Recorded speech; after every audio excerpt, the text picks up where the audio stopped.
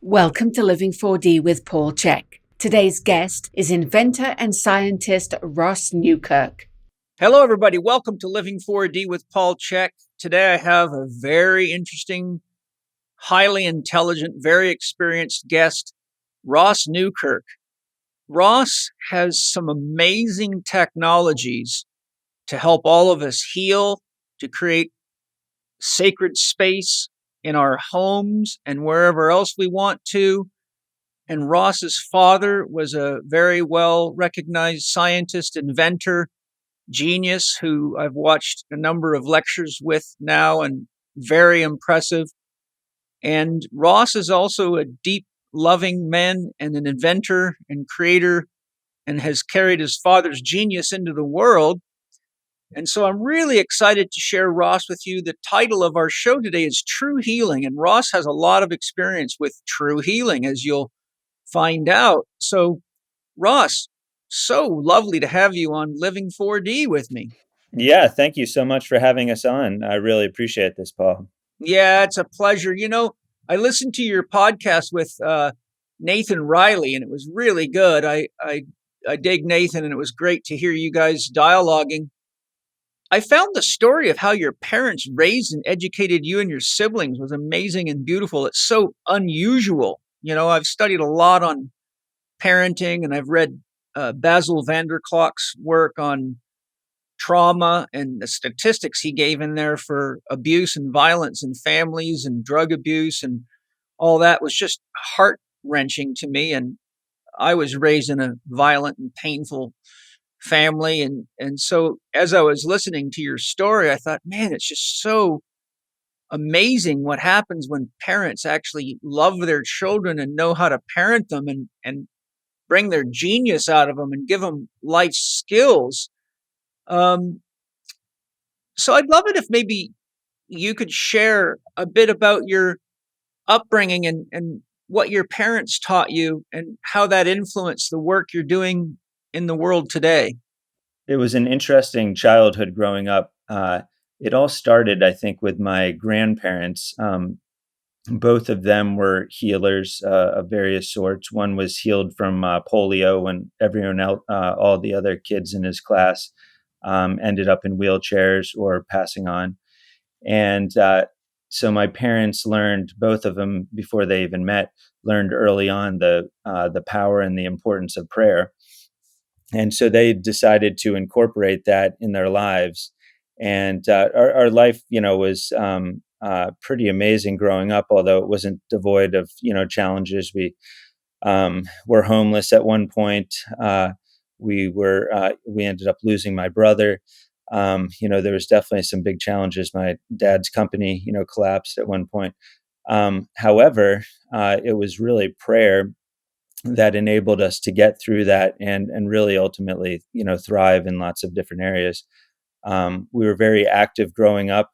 We had horses, when I was in high school, and South American ostriches and emus, and we rode dirt bikes, and so we were very physical in terms of activities, and so we had challenges that would arise, and we were able to use prayer for healing and getting us through various things. That actually ended up being quite miraculous. So that's sort of some of the foundation was built on that premise of meditation and prayer and going within and realizing that actually every single answer to any problem actually exists. It's just, are we on the same frequency band, and are we able to connect with that? You brought up a thought in me there. I teach my students a concept that I think is interesting to share with you and everybody listening. If the nature of source, God, if some people want to call it that, we'll call it source just to keep it neutral, is wholeness. By definition, the mind is a cutting machine, and the ancient alchemists used to call the logos, is the blueprint for life. They used to call it the logos cutter, because you always have to divide wholeness to think. Otherwise, we have no way to identify anything. If you were if your conscious mind cannot possibly show you the totality of the universe in any given instance, you wouldn't be able to make heads or tails of it. So because wholeness is the nature of source, anytime we ask a question, by definition, it already has to contain the answer in it. That's So right. I use the example of the Tai Chi symbol. I say yin is the empty receptive. So if you're asking a question, yin carries the seed of yang in it. Most people just don't have the discipline or the patience to sit quietly and hold that contemplative aspect of themselves. So oftentimes I'll go into meditation. For example, for years I meditated on the question, what is love? And I would just put it out to my soul and out to Great Spirit, and I would just sit and go into meditation and just wait for the answer. So I tell my students, you got to leave the mailbox open. If you keep pestering the mailman, you keep pushing yourself back into your ego and into your monkey mind, and then you'll miss the intuitive response, because you can get one flash of intuition that can carry enough information to write the Encyclopedia Britannica.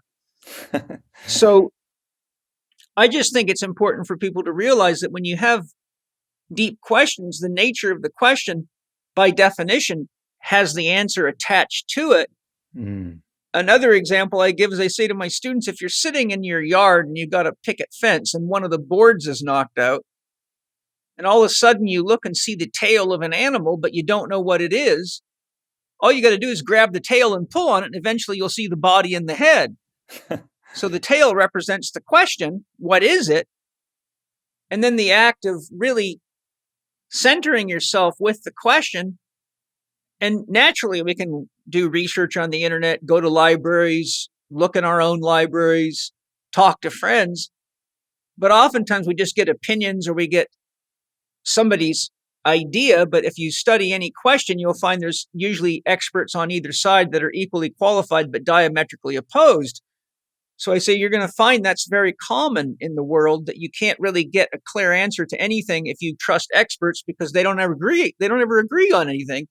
But if you just pull on the tail for a while, eventually you see the answer, which is the body and the head of your question.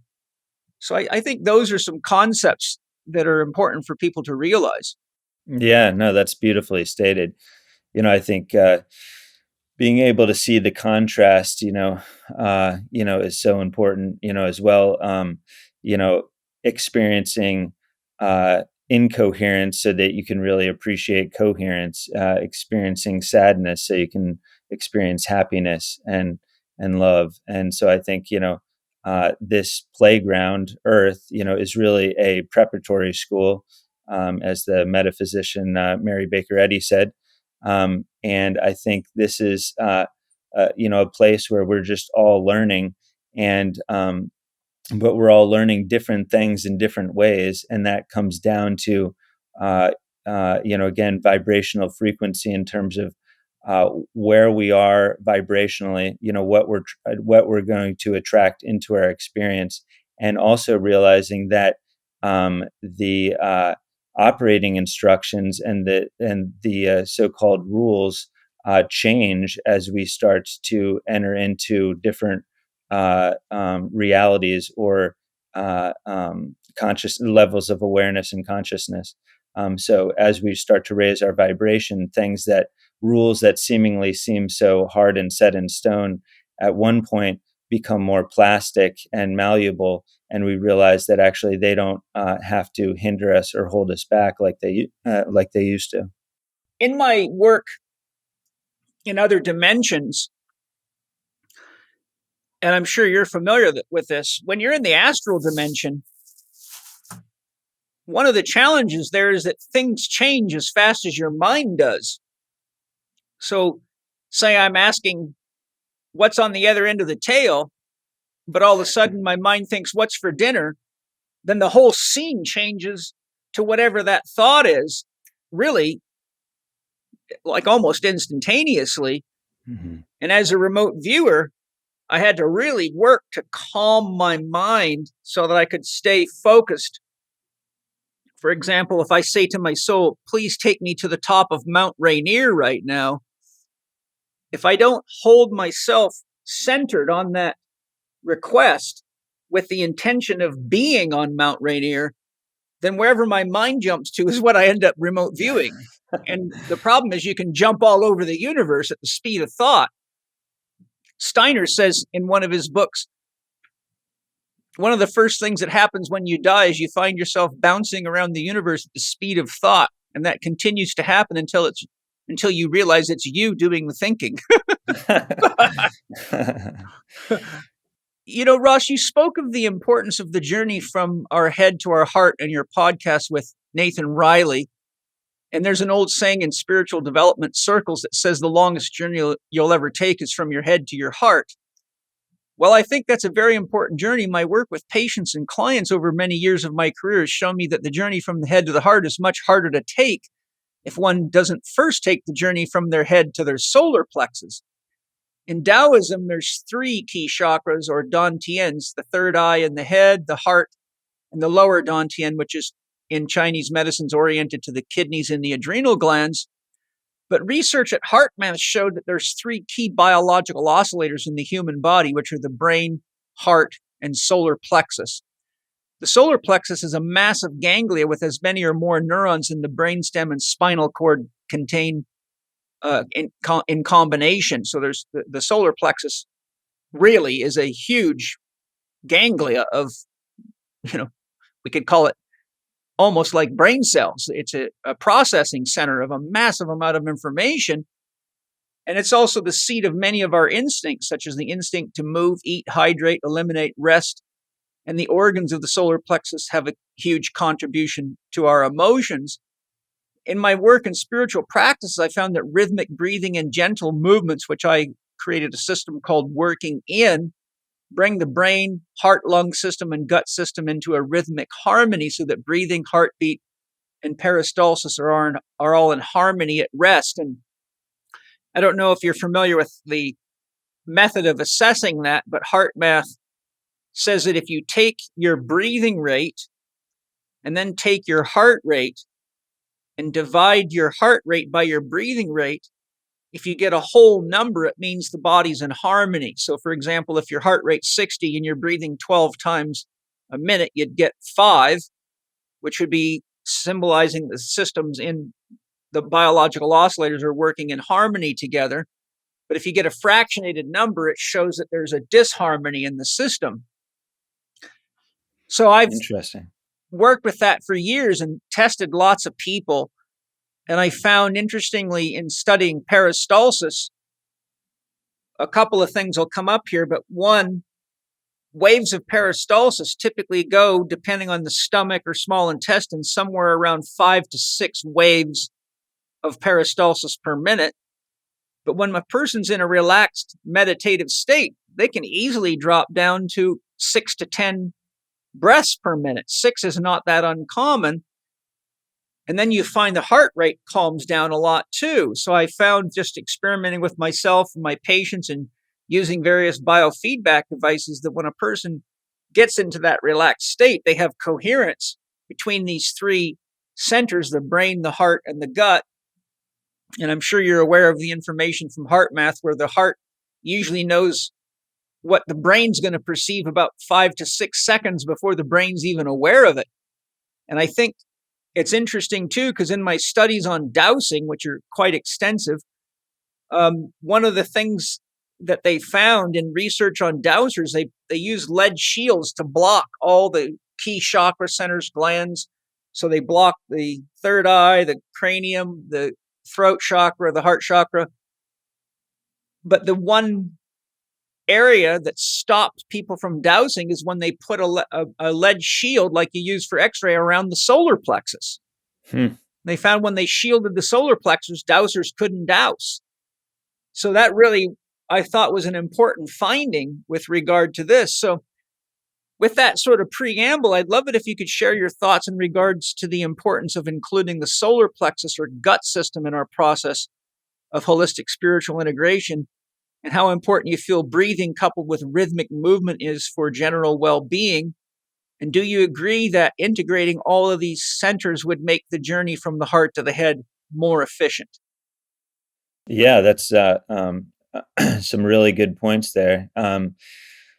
Ultimately, going from the head to the heart is a process, and so going from the head to the solar plexus to the heart totally resonates and makes a lot of sense, because the solar plexus is the pit of the stomach. It's where the digestion occurs, and where so much activity throughout the being, the body, occurs. And I think what it is as we move from the head to the heart, it's we have to have a desire, to do that. And I think the desire comes through an inspirational message, an angel message, and intuitive thought that, first, even though um, uh, consciousness does not reside in the brain, there's a physical manifestation, that takes place here. So, for illustration reasons, we can talk about it in this sense, where I think a thought comes to the human's consciousness, which is then processed in the brain, if you will. Then I think it gets sent to the solar plexus, which is where that thought then needs to digest throughout the being before it can be moved into action through the heart. And so I think it feels like it's a processing, a way to process, is to do that in that manner. So I think the gut, when people say, like, you have a gut feeling, I think that is an indicator of something beyond the head and on its way to the heart. So that's how I look at it. Yeah, Um, oh, go ahead. Yeah, and to answer your question on the breathing, breath work is absolutely important. Synchronized breath work. One of the greats, Wim Hof, of course, teaches breathing, where you're breathing through the belly into the chest and into the head, and then releasing not nearly as much as you're breathing in, and doing that pattern 30, 40 times, and then repeating it 3 times, and you end up feeling a sense of lightheadedness tingling through the body. There's an activation, an energetic activation that's occurring, that can actually bring you into higher states of awareness and consciousness. So I think that type of breath work is important. And also, one of the breath works that I do is I picture myself actually breathing. Well, I breathe through my nose, and I send the air up through my third eye, and I picture that the third eye, which is above your 2 eyes, where the Hindus put their bindi mark, and through that spot, and then down through my whole, like a column of light through my whole being, like a pillar, and then come out and have it exhale through my mouth. And I find that type of breath work for me activates my higher levels of awareness and consciousness, and it really stills my human thought, but also brings in more the divine as well. Yeah, all of those things are fantastic and important. I'm glad we're getting to share those, and they're the kinds of things I teach in my holistic lifestyle coaching program, and in the professional training, which is level 2, and then more advanced in level 3. One of the things too, just with regard to biological oscillators, is that it's already an act of love to participate in taking care of yourself. Mm. So for my students, I encourage them to do at least 20 minutes of working in a day. And I teach them several different types of Tai Chi, Qigong exercises, but also the exercises in my book, How to Eat, Move, and Be Healthy, which there's a whole bunch of them that I put together, so that they could have real simple things that don't require them to have to think about anything, that are not technical at all. Because I found in many instances, people would go to Tai Chi, and even after 2 years of Tai Chi training, I found them still trapped in their head because they were so worried about technique. Where are my hands? And Tai Chi masters and Qigong masters are always correcting and adjusting. So they get they get very mental about it. So, and I've even had to rehabilitate Tai Chi masters who still had all this stuff in their head, like they couldn't really relax very well until they maybe were 20, 30 minutes into a practice. And then I would see the mental activity calm down. So I wanted to create very, very simple exercises that really require no thought at all. So a person can just relax into it and let go of the mind. And that radically helped people. I mean, unbelievably, and still does to this very day. And I use them all the time. But one of the things that you made me think about is, having studied so many techniques and practiced them in my life, and as you probably know, I've been doing this for 38 years now. So I've had a lot of time to explore a lot of things and study with different teachers and masters and really sort of embody, because I've always felt it's my job to develop a working knowledge of all these different methods so that I know which ones are best to give to which personality, which type of person. Because there's a lot of people, if you ask them to sit and meditate, they just can't do it. It'll just drive them nutty. Yeah. So absolutely. For people like that, I want to give them something dynamic. But you reminded me of a technique, which is a Buddhist technique called pure thought meditation. Are you familiar with that? I don't think so, no. It's very simple. I think you'll like it. In fact, we can do it together if you just sit with good posture. And so this is there's many ways to do this, but this is one that I've used for years and I found it really cool. And I think anyone can do it. If you're driving a car, don't do it. So what you do is you imagine that right at the tip of your coccyx, you visualize as you're inhaling like you're watching the sunrise early in the morning. So as you draw your breath in and fill your belly, you visualize the sun's rising along the spine because your yang meridians and your governing vessel and your conception vessel, your microcosmic orbit, run right around your core, right? Mm-hmm. So as you inhale, you visualize the sun rising. And when you get your diaphragm full and your lungs full, you'll see the sun sitting right up at top. Sometimes it'll come right to behind your front teeth because that's where the governing vessel meets the conception vessel, the tip of the tongue. And then I say inside of myself as I exhale, the moon settles in my being. And then you'll see the moon go from new moon. And by the time it gets down to your perineum, it'll be a full moon. Interesting. So the reason we use this pure thought technique is because by just holding the thought and the image as I'm inhaling, the sun rises in my being. Exhaling, the moon settles in my being, and I watch the moon go down the conception vessel and watch it expand in its light till it reaches full moon. Then the sun rises in my being, and I watch the sun rise. And it just follows the chi in your body right around the meridians. That's neat. Yeah. Wow. I could feel it. Yeah. And so the beautiful thing is because it gives you what the Buddhists call a pure thought. It's not a thought that really needs to be connected to anything else. Like if you said, God loves me, my pain's going to go away. Well, that can introduce all sorts of other thoughts, like, will it ever go away? But if you stick to a simple concept, the sun rises in my being and the moon settles in my being, it allows you to have just enough to keep the ego busy. But because it's so repetitive, the ego kind of falls half asleep. And then you are able to keep the ego just tied up enough to keep you so that your mind isn't wandering around, but then it opens the gate to the other dimensions, astral, lower, higher mental, etc. So you can then get all the information that maybe is sitting in your field and it could have been there for days, but you're just not picking it up because your ego's too active.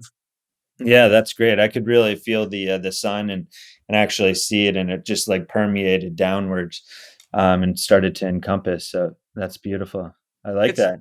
it's very simple, but it's very powerful. And so, I kind of made a little log of all these things in my mind, and so when I'm working with people, I say, okay, let's try this with you. And if you get the right technique, people can make really amazing advances very quickly. But I think most people just don't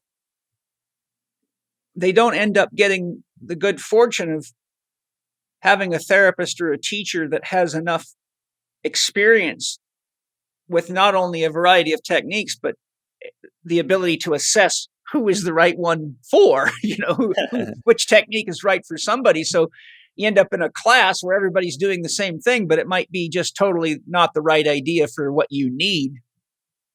So it's I just wanted to share that with you because I thought you might like that pure thought concept. Yeah, I like it. Yeah, it releases, any human thought, like you said, because now you're just focused on something so basic. You're just visualizing, you're feeling, and you're getting out of your head, which I like. Yeah. Hello, everybody. If exercise is something important to you that you are sure not to miss a day of, it's important to remember that you don't get stronger in the gym, you get stronger when you rest. If you have a hard time committing yourself to exercising enough to keep yourself fit and healthy, then learning how to do it quickly and effectively is where the magic is. There's a fine line between being in the gym and overtraining and not doing enough to keep yourself fit, but there's always a sweet spot that brings you into balance, contributing to harmony in your life. If your goal is to be your fittest while being highly efficient with your time so you can engage other important aspects of your life and produce well-being, then I've written an ebook just for you, Paul Chek's Big Bang Workouts. In the book, I will teach you my Big Bang approach to fitness. You will learn what makes something a Big Bang exercise so you can identify them or even create them for yourself, how to perform some of my simple but powerful Big Bang exercises. I offer 3 specific Big Bang workouts, simple program design techniques you can create your own Big Bang workouts with, 2 important rules for maximizing your workout results that apply to everyone from novice exercises to the world's best professional athletes. If you put all the information I share in Paul Chek's Big Bang workouts to work in your life, you will get fitter, you'll have more energy, and you'll have more time to work in, do some art, and spend time with your loved ones. All the things that make a complete, healthy, happy human being. Get your copy of the ebook for free now at chekinstitute.com/Big Bang. That's chekinstitute.com/Big Bang. Enjoy Paul Chek's Big Bang workouts. You'll never feel better. I wanted to talk to you about information fields. I think that's a very important, interesting topic that I've had a long interest in. And I watched your father's excellent video on information fields on your website and took lots of notes. And that just happened to be what I'm writing about in my new book right now. So when you told me, oh, my dad has some information in this on our website, and I'm like, yo, this is exactly the kind of information I was looking for, So I like to find people that are credible, that have concepts, ideas, experiences, or information to offer that I may have given from my soul or my own experiences so that I can say, look, I'm not the only one thinking this way, So when I went through his video, I was just tickled pink. I'm like, oh, this is awesome. And so I'm aware that you and your father designed information fields into your core Harmonizer and other technologies that you sell. So I'd love you to give us an overview of information technologies and how you use them. But before you do, I want to share a story with you, which I think I shared with you once, but I want to share with the audience because it was quite shocking for me. When I first got your core Harmonizer, I set it right here. And I have a beautiful terracotta stone floor in here with big Mexican pavers that are like a foot or more square. And, terracotta is quite interesting stuff because it's highly paramagnetic, so it generates life force energy. When I have people here working with me, especially in the summertime, I often have them lay on the floor. I say, lay on the floor and tell me what you're experiencing. And every time they say, wow, it's like I'm getting more energy in my body. And I say, that's right, because that's terracotta. and Mm. it produces paramagnetic energy, and your body's diamagnetic, your water's diamagnetic. So when you couple a positive force with a negative force, it adds life force to your body. So I preface this by telling you your core harmonizer was sitting on my terracotta floor. And I thought, well, this is really going to help my writing, So I turned it on and listened to it. And immediately I could feel, wow, this is a powerful instrument. You can feel it harmonizing you on the inside. I could feel all my energy centers lining up. It was like somebody was doing legitimate sound healing work on me, Mm-hmm. Absolutely. And so what I did is I talked to my plants and I said, do you like this core harmonizer? And they all said, yes, yes. So I thought, well, I'm just going to leave it on. And I thought I'll use it to condition the space in my office so that when I come to work, all that harmony and rhythm and the technology of the geometry permeates the space. So for probably the first 2 weeks, I just left it running 24 hours a day. Then one day I shut it off. I thought, well, maybe I'll just give it a rest. It's been working pretty hard. So I just give it a rest. And then I came to work the next morning and I'm standing over at the sink making an espresso, but I heard the music playing. And I went, I thought I shut that off last night. And it kind of freaked me out. So I walked over to the core harmonizer and it was off. Wow. So I got real still and I listened. And I opened my third eye and I could feel and see the music coming out of the floors most strongly, but out of the walls and the ceiling and out of everything. So I was actually seeing the thought forms of the music in my third eye, but it was the trippiest thing. The whole house was playing the music. It had permeated the materials of the home. And through my clairaudience, I was actually, and it sounded just like it was on. I mean, it was clear enough to me that I thought, wow, I thought I shut that off last night. Wow. So it was really quite a shocking experience for me because I've got a beautiful, very exotic stereo in here and I play it all the time and with great music, but it doesn't permeate the building and create an information field like that. So I wanted to share that story with you and with the audience to try to sort of set the stage to say that's what an information field does. So with that preface, I'd love it if you could tell us more about information fields. I have more questions for you, but I'll start with that one. Yeah, that's I love that story. That's information fields can create very unusual, beautiful manifestations. And it's interesting that you shared that. When we manufacture the core harmonizer, after we finish, a number of them, 3 or 5 of them at a time, what we do is we turn them on for 24 hours and run them, just to make sure everything's, operating, correctly and everything. And what we found, there was one time that we did that where we found that actually at that time we were using a different music player on each of the core harmonizers that was playing random. And 3 of the core harmonizers became non-random. We only were testing 3 at the time. They became non-random and they all started playing the same song. Just like clocks going into harmony with each other. Yeah, it was so amazing. And I shared that with someone and they wanted to see it. And this was, hours later and, it's random track. So it should just be going on to a different track. And they came in and it was doing the exact same thing. They couldn't believe it.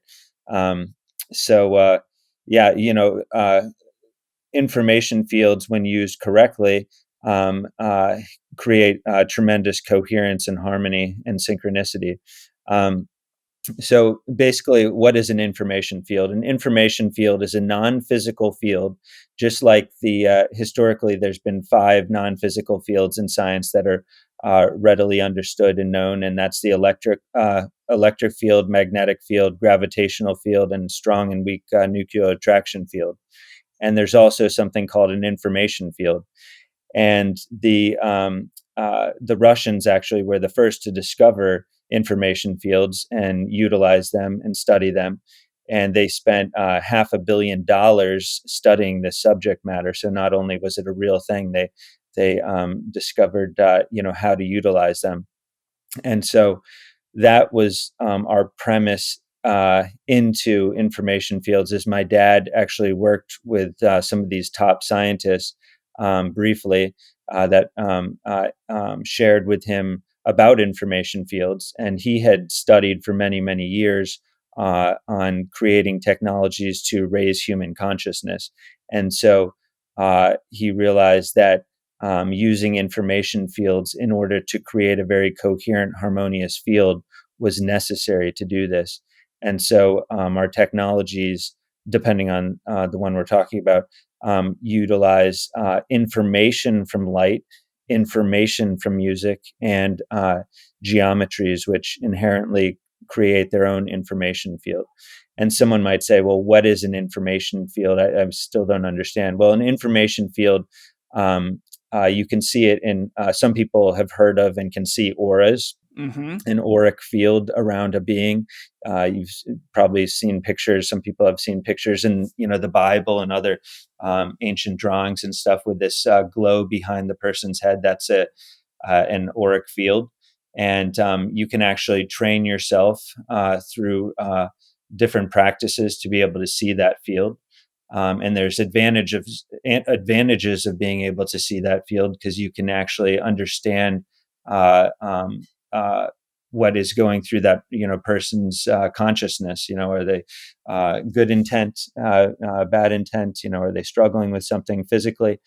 So energy healers can see that field, and they can make energetic adjustments to the patient or client to help bring coherence into their field and actually change that auric field. Another example of an information field that most people have felt is nature. If you go out into a deep forest, and especially if you have your shoes off and you're just standing there in nature, even if you don't have your shoes off, and you're deep in the woods and you're not on your cell phone or device, and you're just quiet, you just feel better. That is a coherent information field that nature is giving off. All beings give off an information field. All things give off an information field as well. Sometimes you can go into a space and it wigs you out, or it feels really good. That's an information field that you're picking up on. You can sometimes feel uneasy about someone or very comfortable with someone. That's an information field that is being given off. So we learned how to create technologies that would amplify and create information fields, and also take the information from light and music. So we actually have a physical source of light.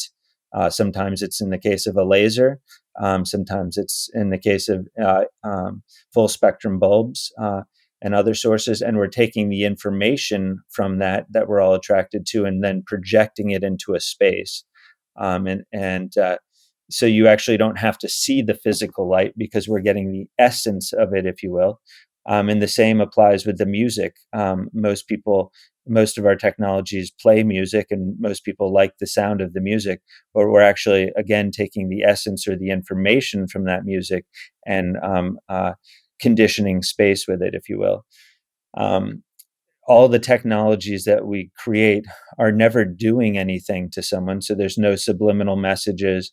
We're not acting on the individual. What we're doing is we're creating a very coherent environment. And when someone enters into that environment, they have the opportunity to more readily connect to higher levels of awareness and consciousness. Because the truth of the matter is we're omniscient beings, all-knowing beings, and we're multidimensional. And a lot of us are walking around in our heads, and we just think that we're separate and alone, but that's actually not the case. We're actually all interconnected, and we have lots of amazing abilities. We have self-healing capabilities within us. We have intuitive capabilities, perceptive capabilities. All that lies within us. And when we're able to raise our awareness and understanding and consciousness, and information fields is a great way to do it through these technologies, which are really, my father, Mark Newkirk, used to call them training wheels, because he said the most amazing piece of technology actually exists in each one of us. But it is nice to have some support from these technologies, nature, other healers, and so forth, to help allow us to express more of ourselves. So that's sort of the basics of information fields, and how we use them. Because radio waves and television waves or frequencies from the broadcast station, they're actually non-local. They're everywhere. So would it be safe to say that the broadcast from a TV or radio station is an information field itself? Yeah, it is. It's a frequency, that is being projected outwardly, and you have to have the receiver, the television, the radio, to be able to tune into that broadcast. And that's a great example that you're using, because the same applies with a information field, too. I mean, there's love being projected, meditators that are, across our planet. There's someone that's always praying. There's someone that's always sending love, unconditional love, out to the world, out to you. And it's unconditional because they don't even know you, but they are sending love and coherence out to the world. And so if we choose to tap into that frequency, we can, benefit, and receive that. And we can also broadcast that as well. It's interesting because have you ever by chance read or listened to the book The Invisible Rainbow by Arthur Ferstenberg? I've heard of it. I have not read it, though. No. I'll tell you what, it's a big book. So it's like maybe 700 pages. Oh, but wow. the audio book is mind-blowing. And for a guy in your business and with your knowledge, it's priceless. It'll blow your mind. It gives you all the science on the effects of electricity and electromagnetic devices and electronic technologies and what they've been doing to people and the earth all the way since the way back in the 1700s at the first advent of static electric charges, the beginning of the telegraph wire, a lot of wild stuff. But one of the things he talks about in there is people with hearing problems and how they can use frequencies just on small electrical currents, and it enhances their hearing quite a bit. But something that was really interesting in there, and I may not have the details 100% correct, but there are people that can actually hear people talking on cell phones inside their head whenever they're in the information field where cell phone calls are going back and forth. These are very electrically sensitive people. Mm-hmm. But he talks about a case or two where people can actually literally hear conversations in their head without a phone, and they've been able to verify that this is actually going on. Yeah, that's amazing. I think it just demonstrates our capacities, and how underutilized most of them are. We have just abilities beyond our wildest imaginations, and I think as we raise our vibration, as we raise our consciousness, we can start to express that. And it really, I know about the Akashic Record Bank, that is this wealth bank of information that flows throughout the universe, which as a remote viewer, which I know you're a very good remote viewer, you're able to tap into this information bank, go back in time, forward in time, and you start to see time is really simply a construct, a human construct. It's wild, when you really start to dive into things. It's really amazing. Have you ever found yourself feeling frustrated because you can't find food worth eating in airports, when working on the road, traveling, or when pressed for time and you have to rush out of the house before you can make something you can trust as real food? I know I sure have. Well, I've got a beautiful surprise for you. I found Paleo Valley. Paleo Valley has extremely high standards and use only the highest quality, cleanest sources for their animal and plant food products, and they have excellent jerky meats, neatly packaged so you can take them anywhere and never be stuck without something great to feed your beautiful body and stabilize your mind. I love their pasture-raised turkey sticks in their original or cranberry orange flavor. I'm allergic to beef, but Angie, Penny, and the kids absolutely love their grass-fed beef sticks, which come in jalapeno, summer sausage, garlic summer sausage, teriyaki, and original flavors. I can assure you Paleo Valley's meat sticks are so good you could literally make a meal out of them, or have them as snacks and you'd feel satisfied and satiated and know you've fed your body top quality nutrition that will make your cells dance for joy. Paleo Valley has lots of other great additions to meet your food nutrition needs, and their website is loaded with great articles, podcasts, recipes, and more.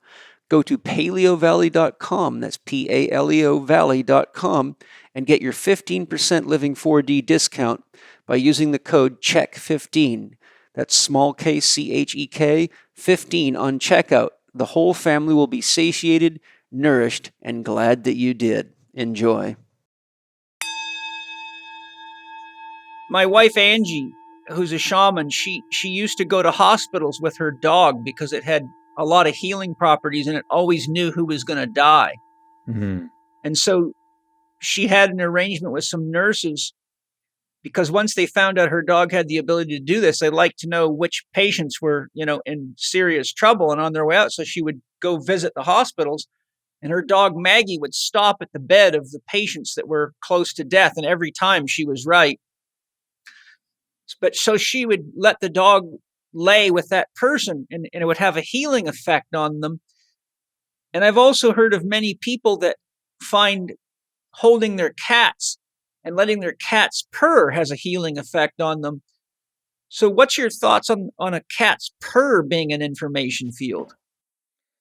Yeah, the rhythmic, natural voicing of Vibration. vibration, yeah, through the cat's purr. It's like the ohm symbol, the ohm sound, the ohm, that we're all accustomed to. NASA has gone out in space and apparently measured the sound of the universe, and it is that ohm sound. um, we're currently working on a piece of technology right now that uses the frequencies and vibrations of honeybees. We're actually Wow. going to make this an open source, our first open source project, so that it can spread throughout the world. And what we're doing is we've recorded the sounds of honeybees, and honeybees have healing effects that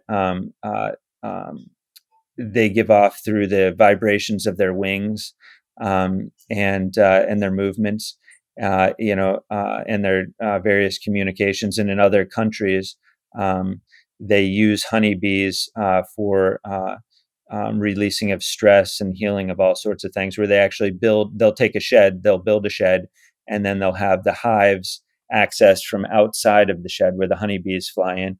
An individual or individuals go inside the shed, and you actually lay on the honeybee boxes, and those micro vibrations from the wings, the pheromones that the bees give off, they actually clean the air as well, and you're in a very coherent environment. So we're recreating that with some other technology and using that. So we're going to have basically 4 hive bodies that are connected together, and you're going to lay on tempered glass, and we're going to have 4 really high quality speakers that play really low tones and high tones that are going to be funneling that frequency up and hitting the glass.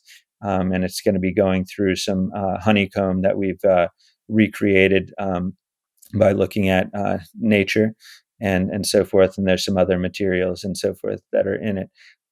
But yeah, just nature has its own healing resonance and healing tones, and just immersing yourself in nature is so healing in itself. And people have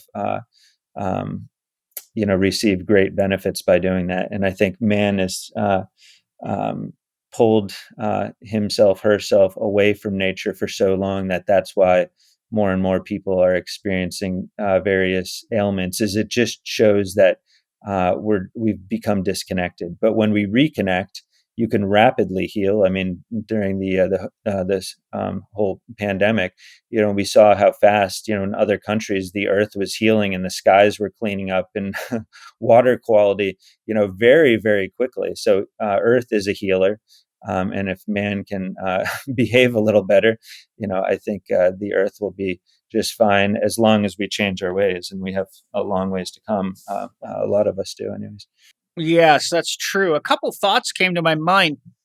Have you ever thought of using quartz crystal instead of glass on the honeybees? Because glass blocks the infrared frequency and sound produces light.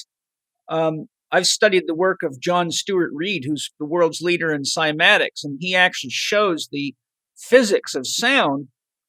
And he shows that when sound is produced, it expands as a bubble and it releases infrared light, and that the light moves at the speed of light and it goes infinitely out.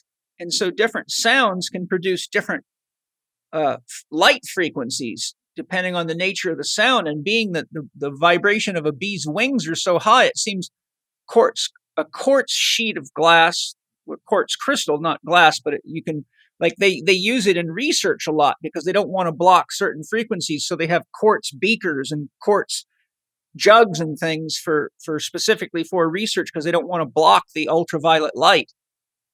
But it might be an interesting thing for you to look into to see if I can actually, I've got a chapter of a new book by John Stuart Reid. I can ask him if I can share that with you because it has the physics of how sound produces light. And it's really phenomenal. And I've got a section on my new book where I got his permission to use several of his images and diagrams that are quite profound.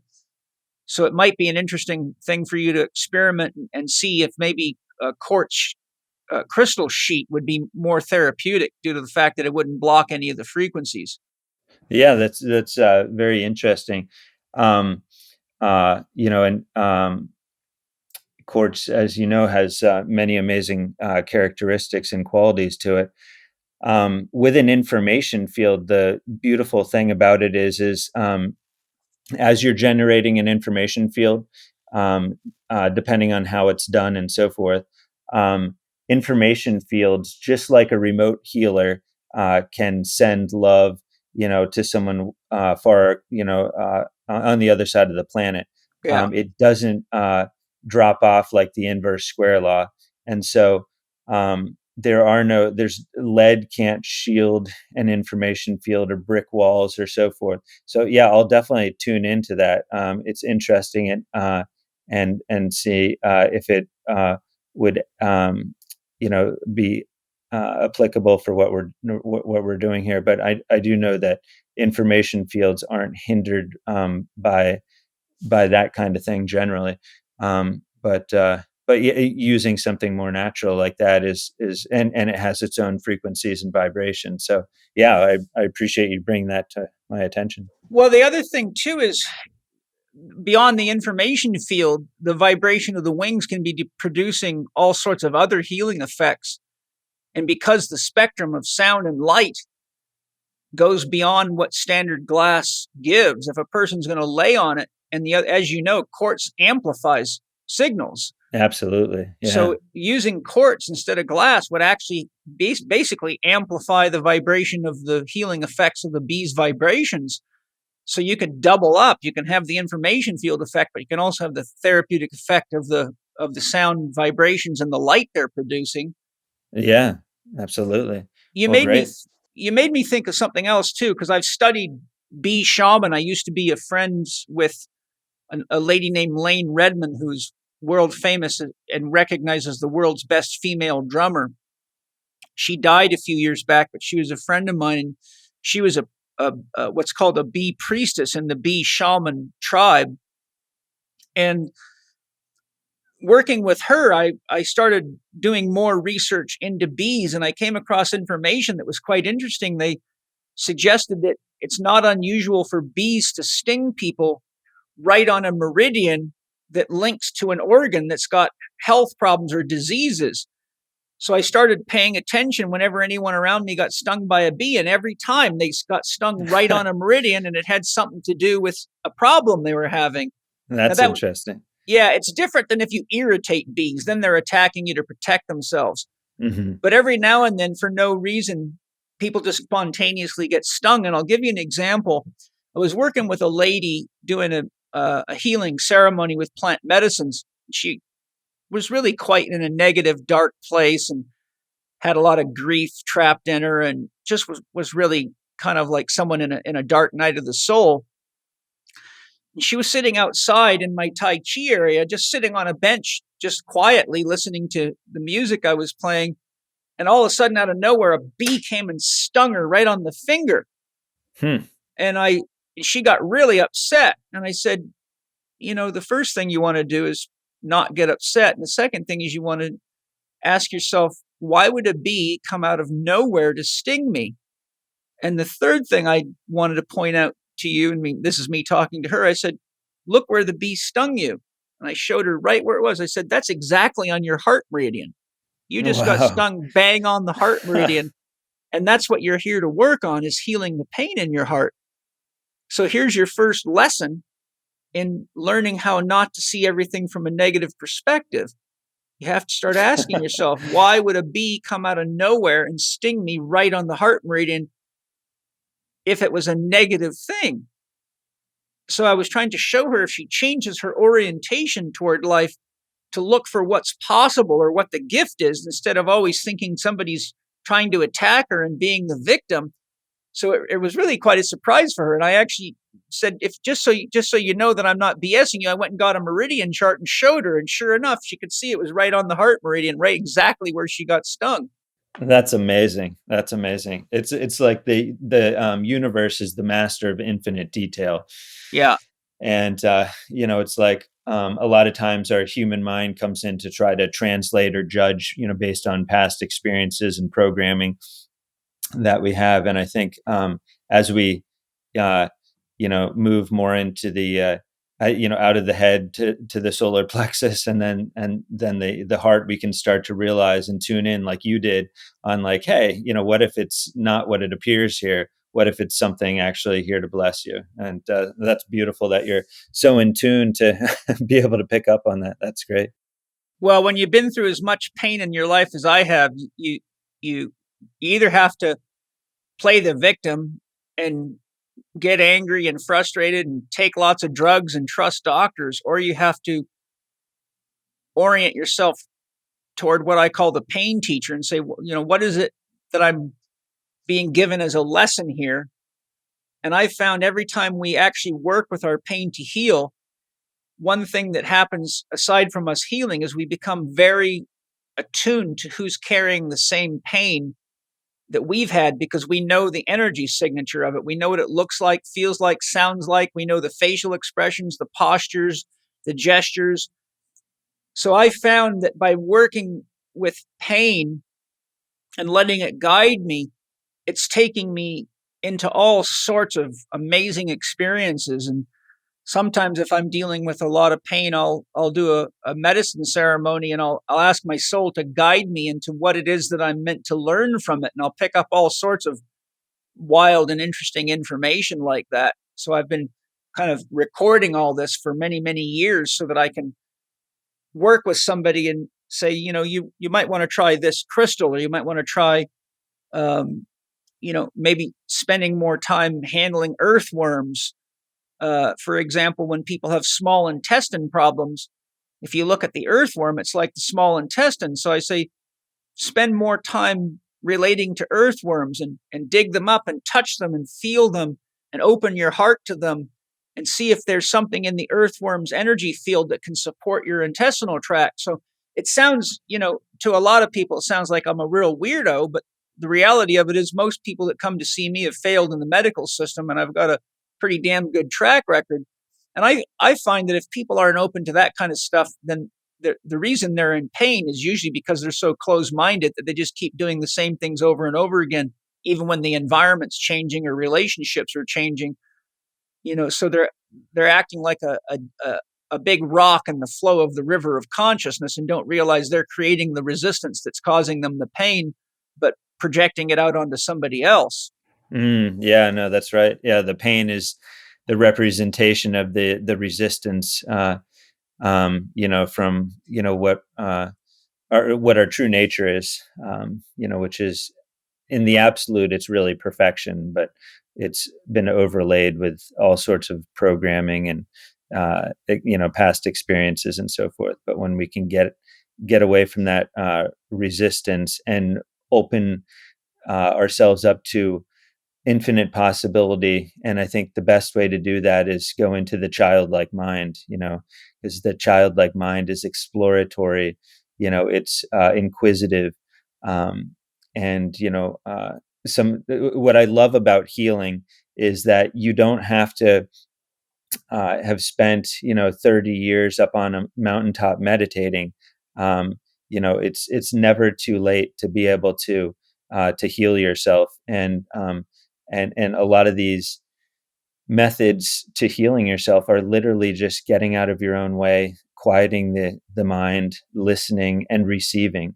One of the biggest lessons that I learned growing up from my family and I learned was the letting go stage. You would spend your time praying, meditating, and so forth, and sometimes there would be cases that you would still be, struggling with whatever physical symptom you were dealing with, and it wouldn't yield. And sometimes it would progressively get worse, and you would be thinking, "Gosh, I'm not, am I just not in tune? What's wrong? What's wrong here? I thought I did the work." But what we finally learned was the letting go stage. You do the work, you correct the thought within your mind of what you really want to see. And don't focus on the physical, because the physical is the manifestation of thought. And sometimes there's that time delay between when you have a coherent thought and when you have a coherent manifestation. And so hold what you want in your thought, focus on it, and then just let go. You've done the work. You don't have to keep monitoring it. Don't keep, getting tested or looking at it or prodding it or poking it. Just literally let go. And a lot of times people, go to sleep or fall asleep, and they wake up, and during that so-called time frame, the consciousness has now accepted this new higher idea or program about the individual, and the physical manifestation ends up changing. But just that letting go stage, it seems so simple, but it can sometimes be a challenge. Pain is a form of limitation. Mm-hmm. And in all my meditations and research as a mystic, one of the challenges as I had with understanding rationally that if God is unconditional love, then why is there so many conditions and so much pain and so much grief and challenges in life and in the world? So I went into meditation and I asked my soul to please connect me to source consciousness. And when my soul told me I was connected, I said, "God, if you are unconditional love, then why did you create all these limitations? It seems like so much pain and sadness in the world all the time."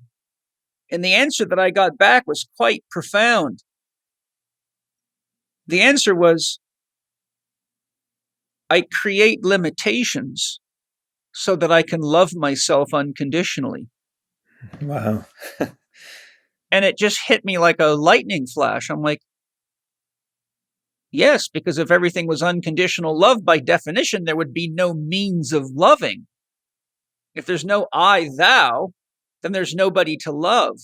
Mm. But because God, by definition, is that for which there is no other, there is nobody else to love.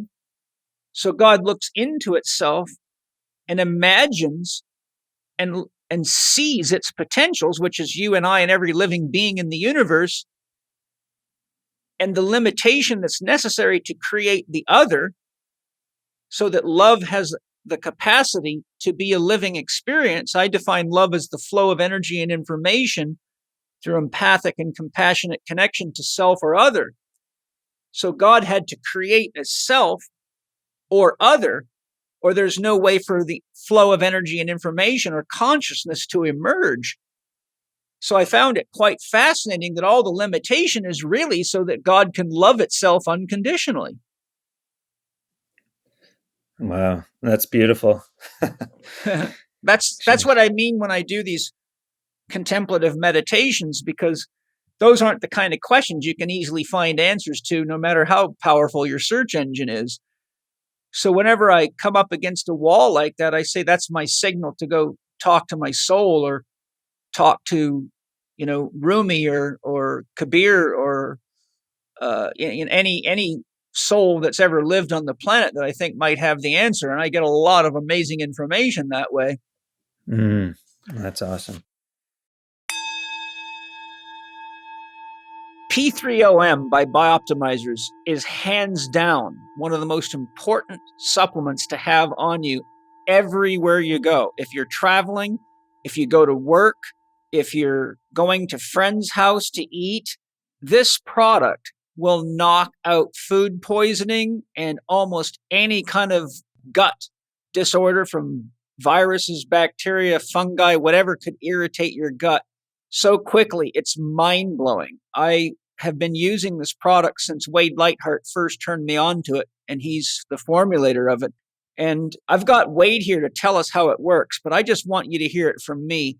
I have all my clients use this. I try to get it to friends, to family members, because it is really like your own bodyguard. So Wade, how in the world does this thing work so well every time?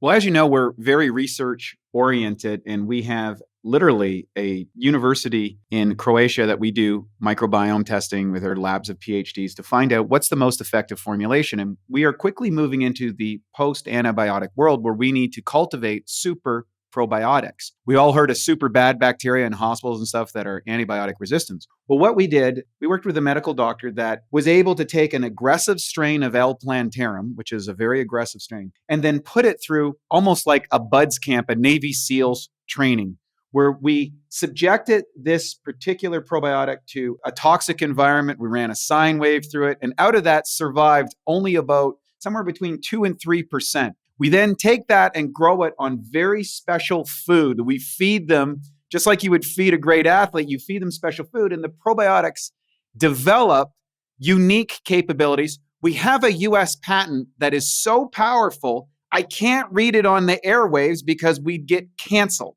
But what I can say is when you put P3OM in your body, it goes out and breaks down any undigested protein, whether it's in your gut or through your blood system. And it becomes your Navy SEALs defense force, if you will, to go out and wipe out whatever pathogen might come in your body. You just need more of these guys to overwhelm it. It takes it out. It cleans up any messes. And for the last 18 years, I've been using P3OM daily. And I can honestly say, I've never been sick during that time. If I feel something coming on, I just double down my dosage, take 4 caps every night. If I'm traveling, I take twice that. And it's been great. A lot of our people do it, and it's one of our best-selling products, and it's available to your audience. Just go to p3om.com/living4d, put in Paul10, get a 10% discount. And if it's not the best probiotic you've ever had in your life, you get 100% of your money back. That's from us at Bioptimizers. That's our guarantee for you. Go get it. It's for real. I love the stuff. Thank you, Wade.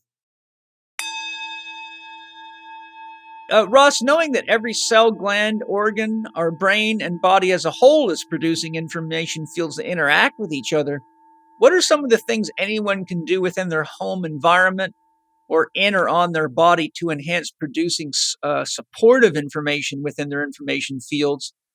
And which of the technologies that you offer can be used to support maintaining a state of coherence for more robust health and vitality, and even supporting getting deeper into spiritual practices such as meditation? I found your core harmonizer is a phenomenal tool for that all by itself, but that's not something that a lot of people can afford. It's, what is it, $5,600? Yeah, depending on the Pine one is 4,800, and then they go up from there, depending on if you want pine, oak, or cherry. I mean, it's certainly a worthy investment. I'm sure as hell glad I got one. I told the girls, as soon as I can afford it, I'm going to buy another one. And they looked at me like, we got a lot of things to spend that money on this property. I'm like, yes, but it's helping the kids relax at night and sleep better. So the girls kind of made it theirs. It sits in the hallway right between the two kids, because the kids' doors are almost across from each other. So we put it in the hallway and we leave their doors open a little bit at night. And the girls turn it on when they put the kids in bed, and it runs all night long. And I love it because it resonates through the whole house at night. That's awesome. That's awesome. Yeah, Right. we found a lot of kids and animals, really resonate with it, and they're attracted to it. As well. We have numerous videos and pictures over the last few years that people have sent us with cats curled up on the top of it, just, enjoying it. Dogs, avoiding their own beds sometimes and curling up right next to the core harmonizer on, wood floor or something like that, Yeah. preferring to be around it. Um, in terms of creating more coherence in one's space and environment, some of the practical steps are looking at what is in your environment, because everything gives off or triggers within you, not always consciously a thought. So if there's a lamp, that your great grandmother gave you and you couldn't stand your great grandmother, holding on to that out of a sense of obligation, because it's, family history or something, I would get rid of it. We weren't meant to be museums and keepers of, all of these, things, especially if they don't resonate with you. So, that's one of the things that, we did was we went through our house and we looked at, like, how does this make me feel? If it doesn't make you feel good, or if it triggers a past memory, that isn't positive, just let it go, or at least clear it, at the very least, clear the energy from it so that you feel good about it. So that is, one method of just taking your space. And also, sometimes it happens to do with rearranging your furniture so that there's better flow in the house. If you have too much clutter, looking at that and releasing, some of the items and clutter. Um, uh, some of the technologies that we have, we have the Cohere meditation mat, which is an amazing piece of technology that uses frequencies. There's a console, and we're taking light and music from that and putting it into the mat. There's the core harmonizer that you've mentioned a number of times here, and the core harmonizer is a great piece of technology for imprinting space. It's also allows you to process life real time. So you can actually have it on, like you did, 24 hours a day if you want. Only uses like half a cent of electricity an hour, and creates coherence. We have numerous people that have left it on. I think one lady's left hers on most of a year now, and she leaves it on for her pet as well, and even when she's not there, and has imprinted her space and the surrounding areas. So that is important. Also, every time we do something, we're really voting. We think of voting as just like for candidates and presidential elections and so forth. Town officials, but really everything we're doing is casting a vote. So what you're putting into your body, are you eating organic or non-organic? Are you, just eating, greasy potato chips and so forth? That all has an impact on your being, your well-being, because in reality, it's sort of all information, right? So if we're buying something that is high fructose corn syrup in it, that's uh, generally a lower idea. It can be transmuted to a higher one, because everything is consciousness. But if the motive behind selling that product is, it has MSG or something like that, for addiction, and so forth. We have to start to look at what we're consuming, what we're signing up for, what we're subscribing to, because I think that all has a great impact in our lives. And so looking at that, is very important as well. One of our other technologies is called the quantum flow unit, and it's a bigger piece of technology. It looks like a giant bed, and there's only a few of those out in the world at this time, and it uses frequencies of music, light, and geometries. And this is more like a whole house cleaning in terms of it allows you to connect to higher levels of awareness. People end up releasing all sorts of things, whether it be physical, mental. We've had people connect to lost loved ones in there. We've had people get inspirational messages. We've had people actually self-heal, and change different physical manifestations, have taken place that have, been supportive and positive as a result of being in a coherent field. So there's a number of technologies that we have that are out there, and some of them are at centers, mostly on the East Coast at this time. But we have different centers. We also created something. One of our biggest projects was the light field, it looks like a giant 8-foot sphere, and it opens up, and there's a star tetrahedron in there. There's a cube, and it's a great resonant chamber that you go into, and creates a huge information field. And when someone's in there, they have huge releases. So we have a nonprofit in Western Massachusetts, in Chester, Massachusetts, and it's called the lightfieldfoundation.com if you want to go to see it. And it's open to the public. It's a nonprofit. And we've done about 17,000 sessions in there since 2009, I believe, when we opened. That's cool. Yeah, it's been amazing. So, out of it took about $250,000 just in parts to build the light field, not to mention all the time, which it took a year and 2 months to build most of it, and with many of us working on it. So out of that, we realized we needed to create a more affordable piece of technology. We couldn't charge $500,000 for one of these. So we created the quantum flow unit, which I was mentioning earlier. And that, is about $68,000, but it's much more affordable and transportable for a center or something like that. So there's a center in New York City that has one. My wife has one at the Awaken Wholeness Center here in Rhode Island that she puts people through on a daily basis. She's there now, and we have one down in North Carolina as well. So. And I know you create and sell, you cut your own Vogel crystals, and those are very powerful transmitters of information and energy.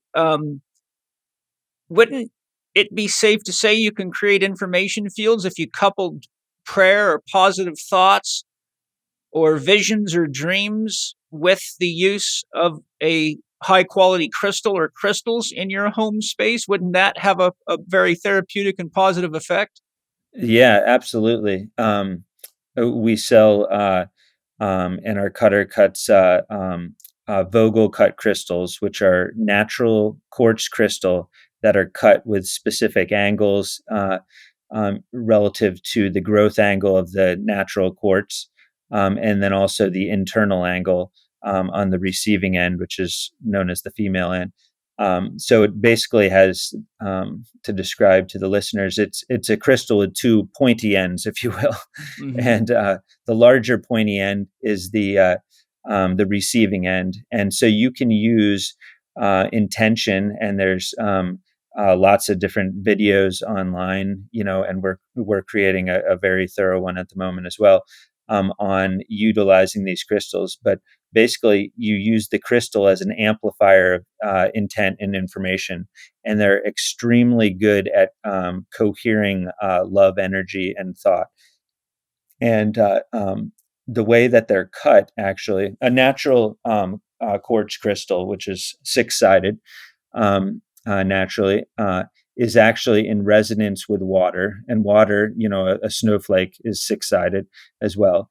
And they have a vibrationally a vibrational match.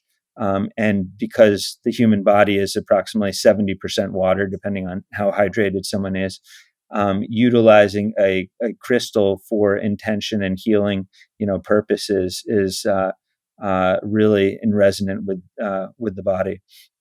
And so you can use these crystals for healing on yourself and others. And um, uh, there's a whole we're working on a video, and there's other videos out there on how to program the crystal and tune it up for yourself. But they're amazing at creating coherence, and we actually use these Vogel cut crystals in our technologies. There's one in your core harmonizer below the copper cones, and it's amplifying that information and projecting it upwards. Some people say that a Vogel cut crystal is like a laser in terms of it's taking energy that's somewhat scattered from the input end and focusing it and then beaming it out the tip and cohering it.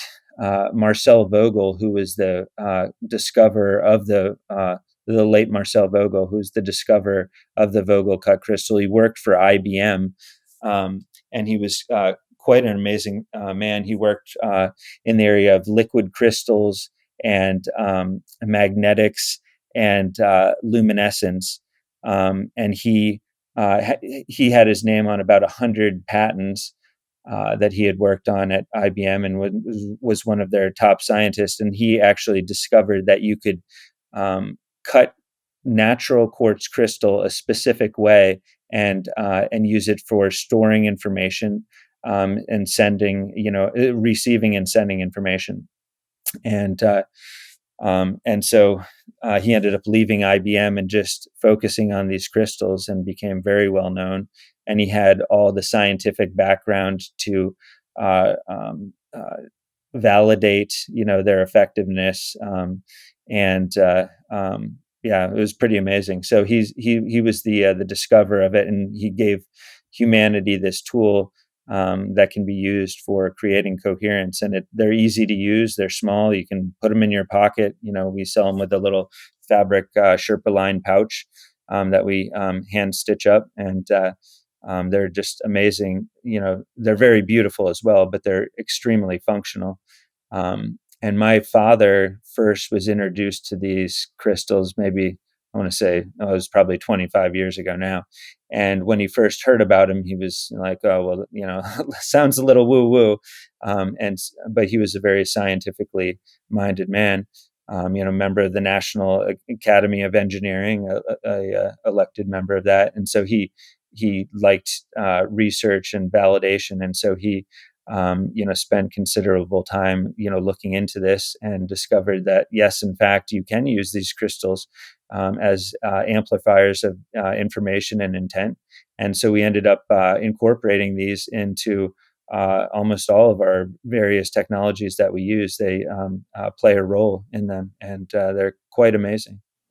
Yeah, it's interesting. One of the thoughts I had too is I'm an artist, and I, over the years, have done what I call Chek healing oracles. So when I have people with illnesses or various challenges, I'll connect to their soul and ask for an image that would help them heal, and then I'll paint it. And I'm sensitive enough to energy to easily feel the information field coming off of any piece of art. And Wow. my wife, Angie, is a highly trained practitioner of biogeometry, which is, are you familiar with biogeometry? So Yeah, absolutely. And so we're launching that program in our institute, so the students can go through biogeometry training. But Angie will come and measure after I finish a painting, for example, and they're always very high in BG3 energy, which is healing and centering energy. And when I built my rock water charger here, which I did with no tools or instruments or anything, just letting my soul guide me. And it's big. You could probably put about 80 or 90 3-gallon bottles of water. I've had 15 or 20 people in there chanting, and it acts like a resonant chamber made of stone. But when I finished it, I went and got her and said, I want you to check to see how much BG3 is coming off of this thing, so I know if I need to fine tune it. And she was absolutely shocked. Her pendulum was swinging so powerfully, it was like a helicopter. Wow. She looked at me and she said, I've never, ever in my entire time working with biogeometry seen anything produce this much centering energy. She said, it's just unbelievable. Wow. But point I'm leading to is that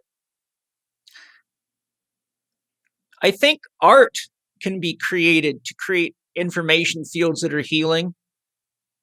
And I think that someone with the skills knows how to tap into a person to know what geometries and what colors and what combinations produce healing frequencies.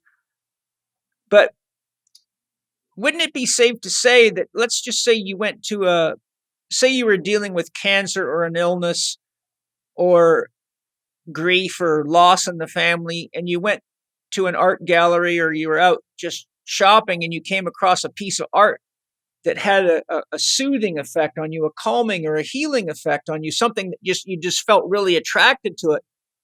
Couldn't putting that on the wall in your bedroom or your house, or even going a step further and putting a high quality crystal beneath it, I would couple it with a candle so that the light hits the painting and resonates back into the crystal and broadcasts that information field into your room. Wouldn't that be a way of creating coherence in a space? Yeah, absolutely. Especially, if the artist was using intent, while they were creating the art itself. We do a lot of resin casting with some of our products, as well.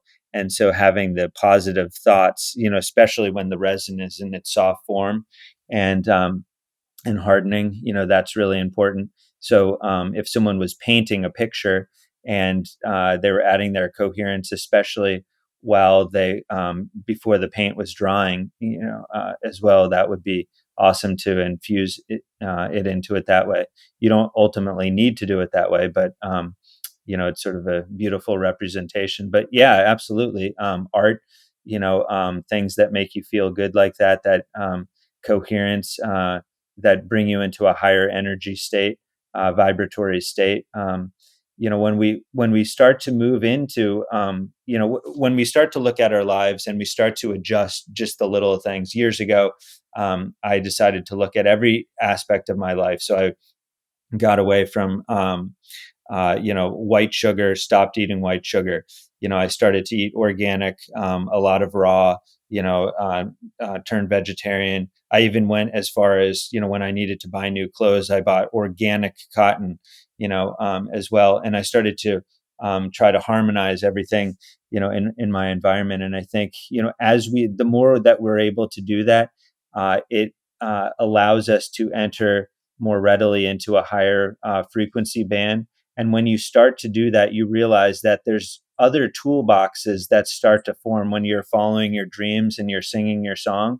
Yes. That otherwise are not available to you. And so things like inspiration and intuition, if you're doing a job that you can't stand to do and you're just doing it for money, you're not going to be able to access these this toolbox, unfortunately. And we've all been there. I used to, for a while, I was working for high-end clients up in New Hampshire and taking care of their, multi-million-dollar homes. And it was a lot of fun for a while.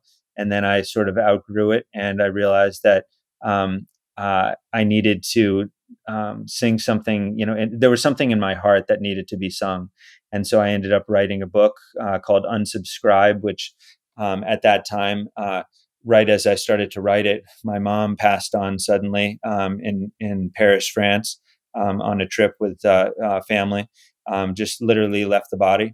and which was a total shock. And I realized at that moment that if I left, you know, did I feel like I would be happy, you know, when I went back and did my life review with my life? And the answer was absolutely not. I had more things to do and more songs to sing. And so at that moment, I left all my clients, which, you know, I was caretakers for, and property maintenance, and integrated into their lives hugely. And they had become great friends in many ways. And I was just, I literally had to leave that. So we left that. We even sold our house. We were living the so-called American dream with the big mortgage and the 2 cars in the garage, or, you know, in the driveway, and, you know, sold that, and ultimately bought a foreclosure and fixed that up. And we thought we were supposed to live there, and then ended up selling that, and it brought us to the next thing. So I think when we look at things in our lives that aren't bringing us joy, my dad used to say, joy is the indicator whether something is correct or not. And so he even used joy to determine in creating technologies whether something is right or not.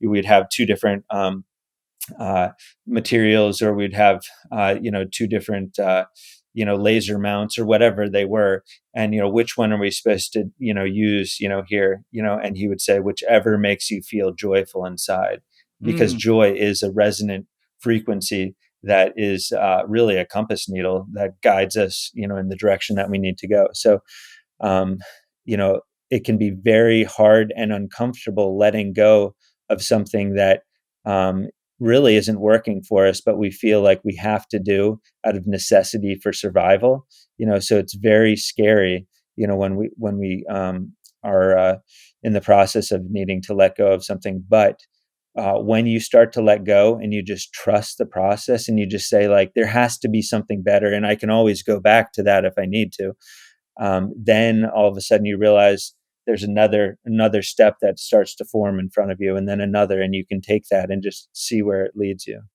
I agree 100%. I think everything that you're sharing is so important. And I think people have become so conditioned to believe that they've got to do things that they don't enjoy doing to make money.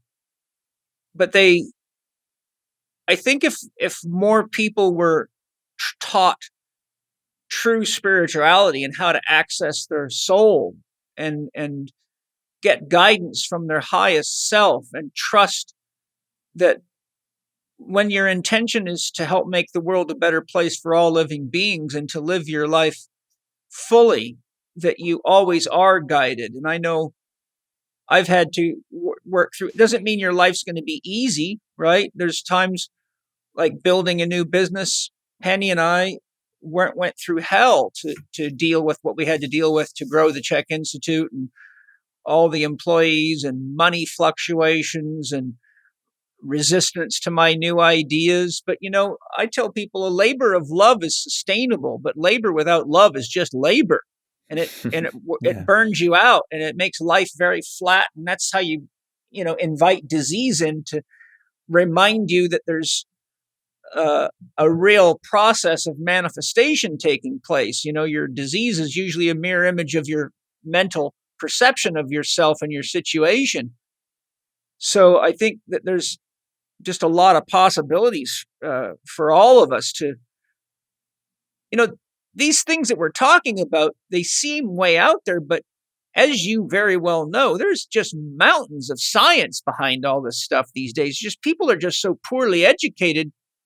They hear a guy like me and you having a talk, and they think, well, these guys are just a bunch of fluffy hippies. But sitting right on top of my desk right here, I've got mountains of books. One Mind by Larry Dossey, Forgotten Truth by Houston Smith, Death, Dreams, and Rebirth by Stephen Rosen, Science, Paradox, and the Mobius Principle, Entangled Minds by Dean Radin. I mean, I can go on and on. I've got hundreds of books by top scientists showing that the odds, for example, of psi are 1,000,000,000 to 1 against chance, And most people are so caught in scientific, materialistic, conditioned beliefs that they actually will go get their self-radiated / burned in key mode before they'll actually sit down and have a conversation with God, or sit in their garden, or get clear on what their dream is, or say which relationships are not working for me that are stressful to me. But maybe I'm sticking into them because I'm afraid to be alone, or I haven't developed the ability to love myself, so I'm willing to get beat up by people in hopes of getting some love. I mean, you and I both know the list is long, but there's the amount of technology we have within, around, above, and below. I call it the divine waba, within, above, around, and below, is phenomenal. And I think one of the greatest gifts of my life is that I've been able to take my pain and my challenges and use them as a reason to get very still and sit in the sauna and have long conversations with my soul. And almost always it leads to some kind of breakthrough, Absolutely. Hi, everybody. I hope you're enjoying the show, and I've got something great to share with you. I think you've all heard plenty in the news about zinc, but what you haven't heard about is Symbiotica's amazing new zinc complex, which is all organic and a unique formulation. And so, because Shervin's the expert and the formulator and the founder of Symbiotica, I brought him in to tell us about the zinc complex and when we know we should use it because of the symptoms we're having. So, Shervin, how do we know we need this complex? Zinc, I'm a mineral guy. Yeah, I know. It's Thank God. Yeah, hallelujah. I mean, minerals are the root foundation of thought, emotion, and we're actually being present in the physical body. Without minerals, nothing can happen. Vitamins can't operate. Functions in the body can't happen. Hormones can't be made. Minerals are everything. And zinc in particular is very unique. I mean, think about it. They dip steel in zinc to keep it from corroding and rusting. That's called galvanization, right? Yeah. Mm-hmm. Just think about what it's doing in the body. Zinc acts as a super antioxidant in the body from top to bottom. Yeah. If you're deficient in zinc, most likely you have low libido, Mm-hmm. low energy, depression. You're not motivated. You might have flaky skin. You're probably not sleeping well. You're probably not metabolizing well.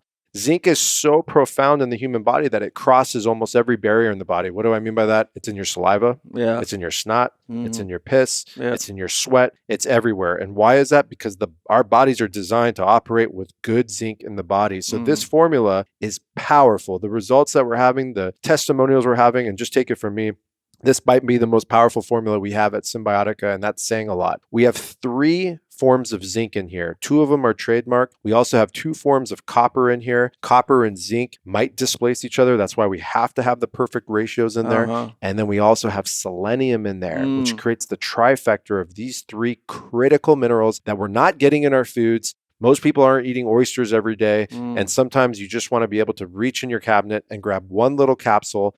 I highly recommend eating this with your largest meal of the day because it's that strong until your body acclimates to it. I'm very, very happy about how this turned out and the results that it's having for both men and women. Excellent. I know that selenium deficiency is linked to heart problems, holes in the heart valve dysfunction. Cancers, yeah, diabetes, because going on. New Zealand has a deficiency of selenium in their soil, and they were having a lot of problems with heart problems in the sheep there. Yep. And they tracked it to selenium deficiency. And I've also known of people that needed selenium to heal their heart. So what a great combination. So if you want to get your zinc complex, go to symbiotica.com, Symbiotika.com. And as a Living 4D listener, use the code CHEK15 on checkout and get 15% off your zinc complex and any of Symbiotica's amazing products. So enjoy, and please take care of yourself. We all need to get our hands together and make the world a better place right now. So if your zinc complex and your Symbiotica products help us do that, then that's a worthy investment. Lots of love. Yeah, I think we've been so conditioned to think that,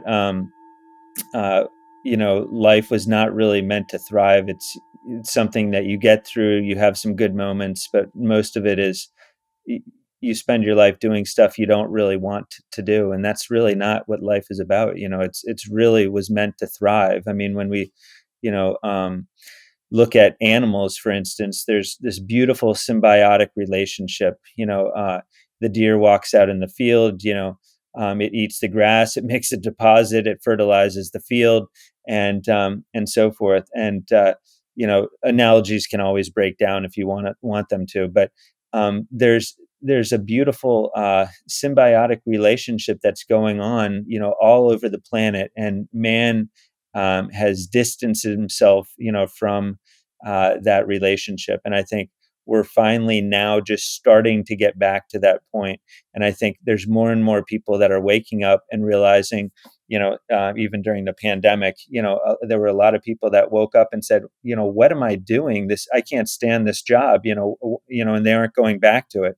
And I think that is can be, positive, change, too, in that, some number of those people, will discover that, there is a song within them that they want to sing, and that they are going to sing it. And I think as they do, they realize that they will have, the support, because if there is a song to sing within you, it means that there's an audience to listen. The universe doesn't give you inspiration and then finding, and then you find out there's no way to express it, or there's no one to share it with.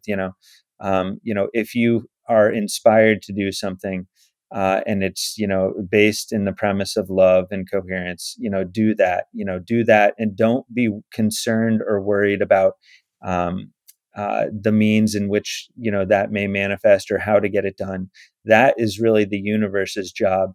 And if we were able to step out of the way and just follow that, without trying to control it, because my wife and I, we're very good planners, and we spend a lot of our lives planning, and thought we were pretty decent at it and so forth. But when we started to get out of the way, and you realize how the universe is the master of infinite detail, and how the universe can plan way better than you can, it's just absolutely amazing to see things unfold. And that doesn't mean you don't take action.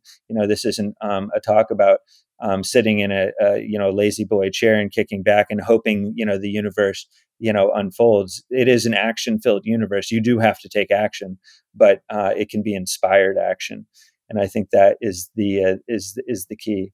When you were sharing some of the titles of your books there, one of the books that we refer to, my wife especially, is The Complete Dictionary of Ailments and Diseases by Jacques Martell, and it's a great book in terms of looking up different organs, or if you have a foot injury or a hand injury or what, some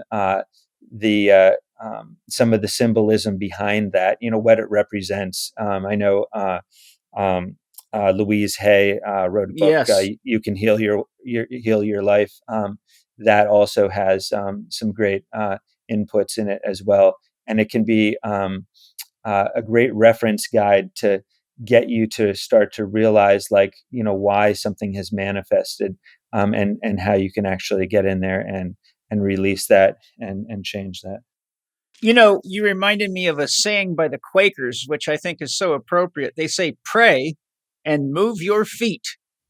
I like that. Don't just sit around waiting for God to do everything for you.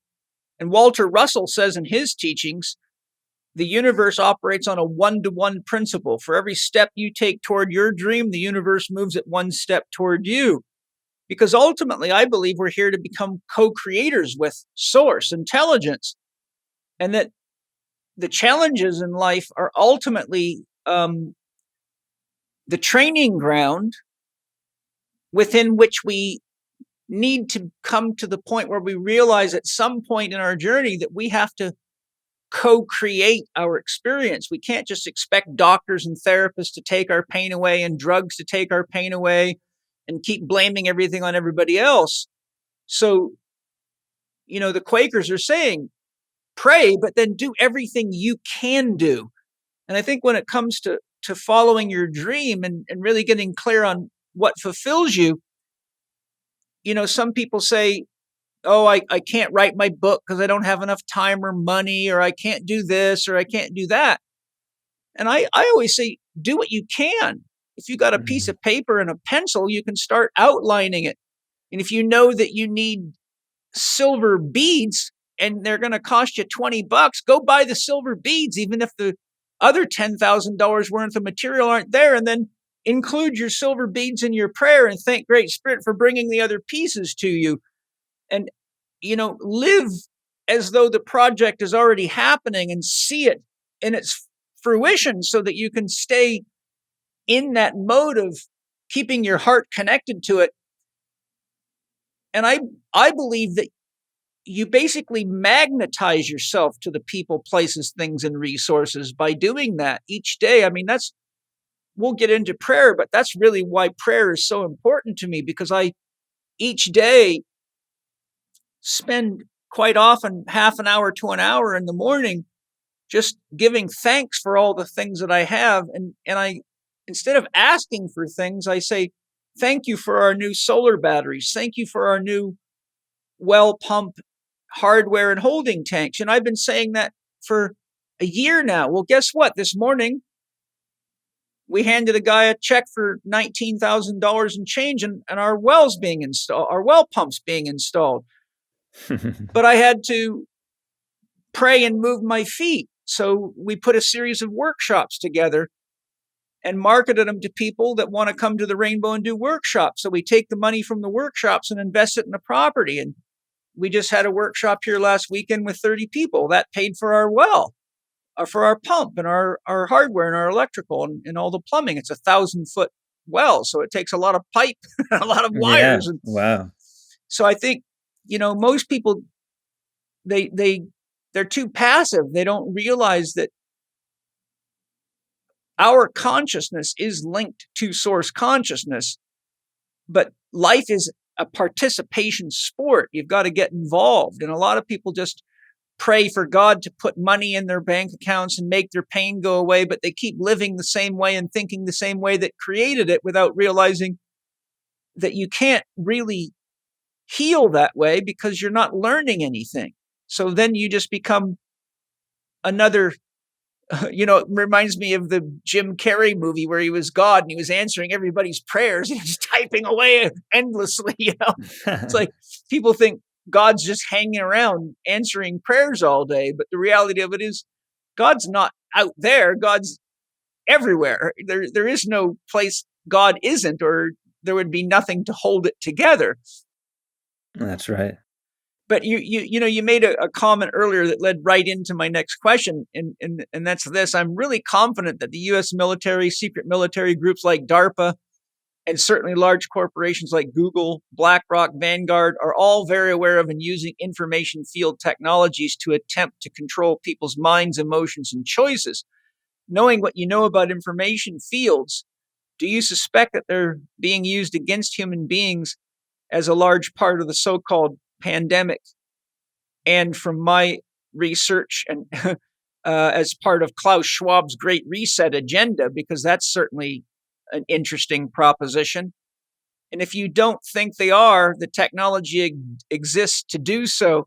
So what can you offer as practical ways to counter negative influence of information fields that might be being generated by some corporation, some individual, or anybody that can reduce, or their intention is to reduce our autonomy, our sovereignty, our freedom, and our health to keep us controllable and profitable? Because I'm quite confident with my research that they have these technologies and have had them for a long time.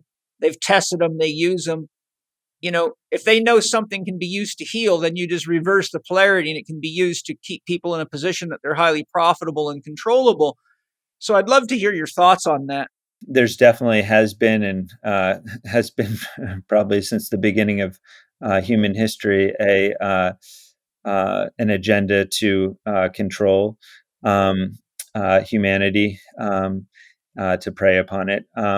Yes, there's definitely information fields that are being utilized to create incoherence and disharmony on the planet and being projected at people, whether it be subliminally, through their cell phones or other radiation and wave, form, and even just things in kids' movies, that are very subtle, but have representations that you don't pick up on unless you really, really look and do the research.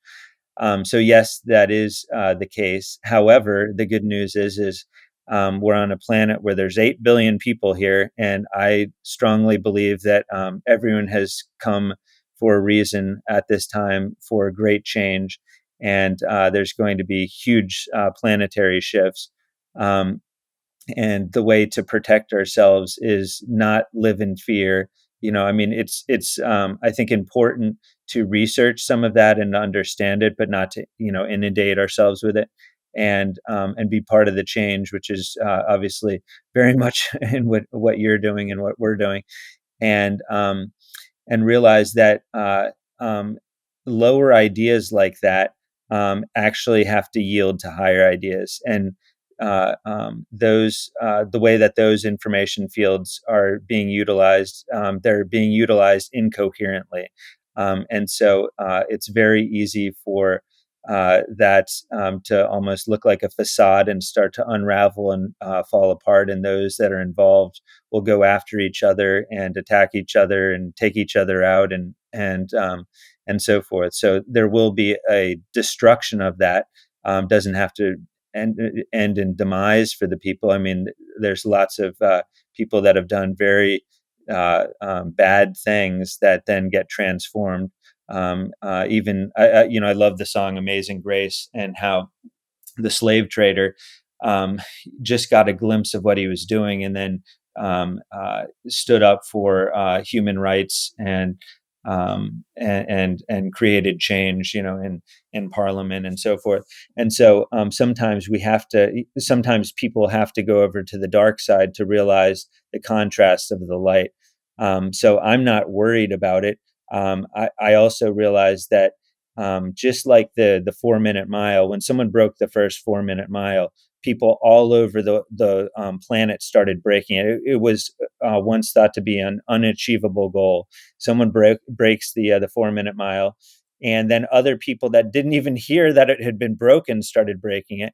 And so as one person, and it always starts one person at a time, and every person matters.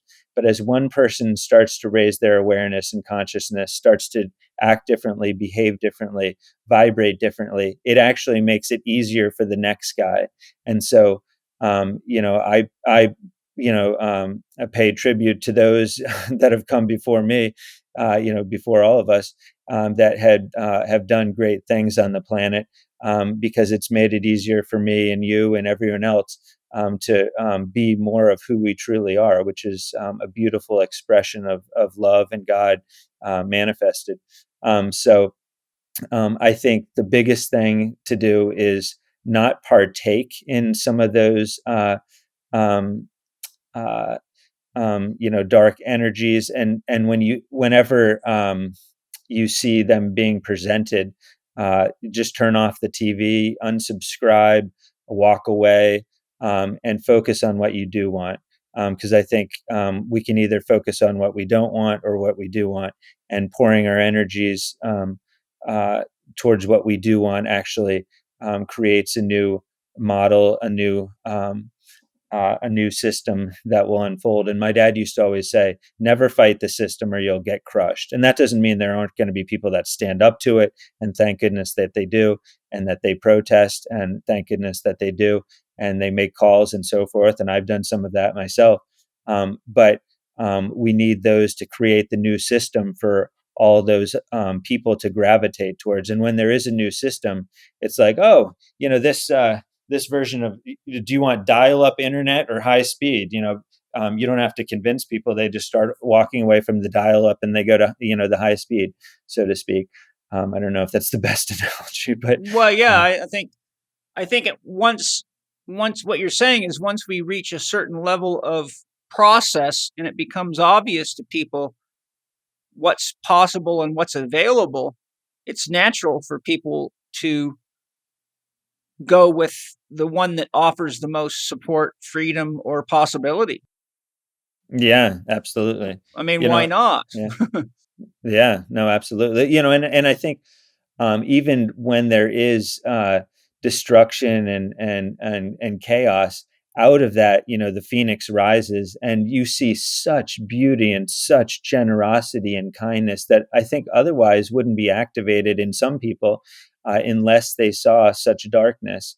So it can be a huge activator, and indicate to people, what we don't want, show us what we don't want, so then we can choose what we do. Because I think most of us have literally been asleep at the wheel, and we're just blindly supporting some of these systems and these people, and the incoherence in the world, and the consumerism and so forth.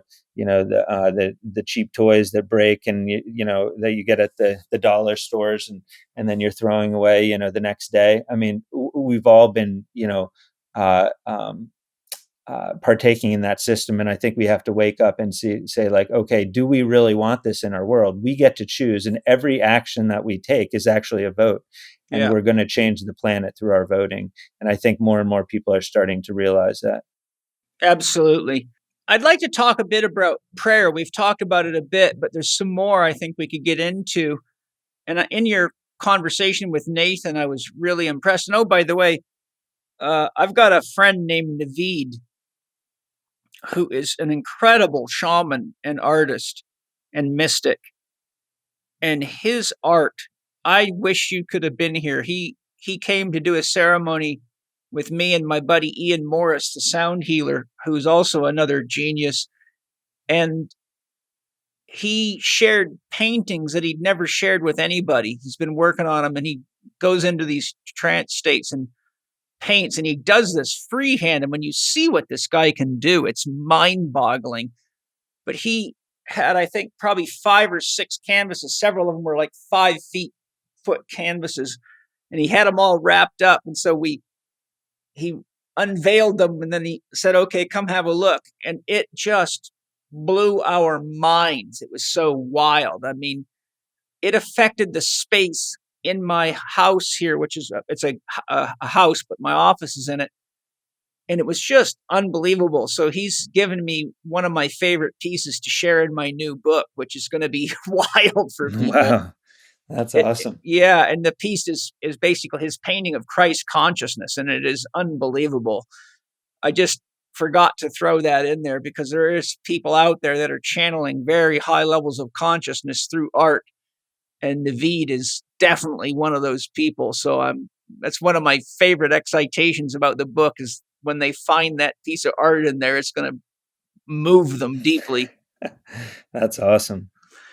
But in your podcast with Nathan, I was really impressed with what you had to share about prayer and how your parents taught you and how you apply prayer in your life. And it's been part of my life for as long as I can remember. When I was real little, my mother was a Christian Scientist, and then and they're very big on prayer. But when I was 12, she joined the Self-Realization Fellowship, which is, the fellowship founded by Paramahansa Yogananda. And so prayer is a real consistent part of those practices. I've also studied prayer quite a bit, including Larry Dossey, MD's book, Be Careful What You Pray For. You might get it. And he's done a lot of research looking at scientific research in hospitals and showing beyond a shadow of a doubt, people that are being prayed for and don't even know it get far faster healing from even terminal diseases. And there's also a lot in my PPS Success Mastery program and my Holistic Lifestyle Coach program about how to use your mind effectively and pray effectively and dream effectively.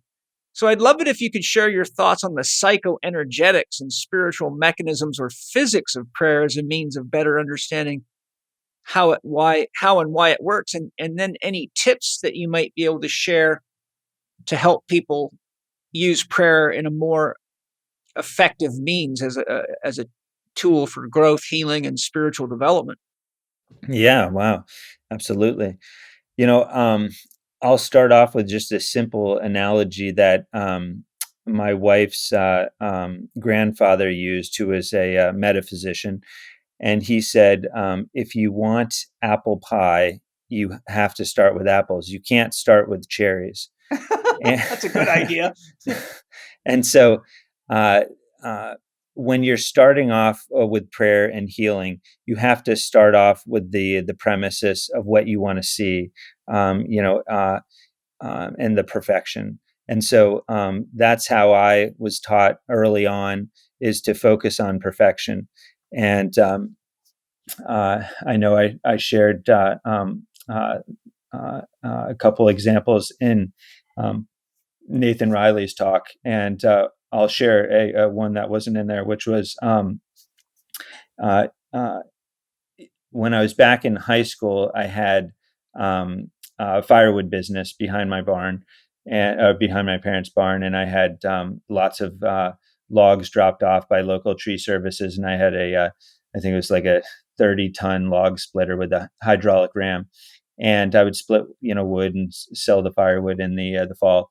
And one day, I remember it was on Sunday, Saturday night, my dad said, I'll go out and help you, in the morning, um, uh, before church. And so I said, okay, that sounds great. So I remember getting up real early, and I go downstairs, and he's lacing up his leather boots, and had a red bandana around his neck.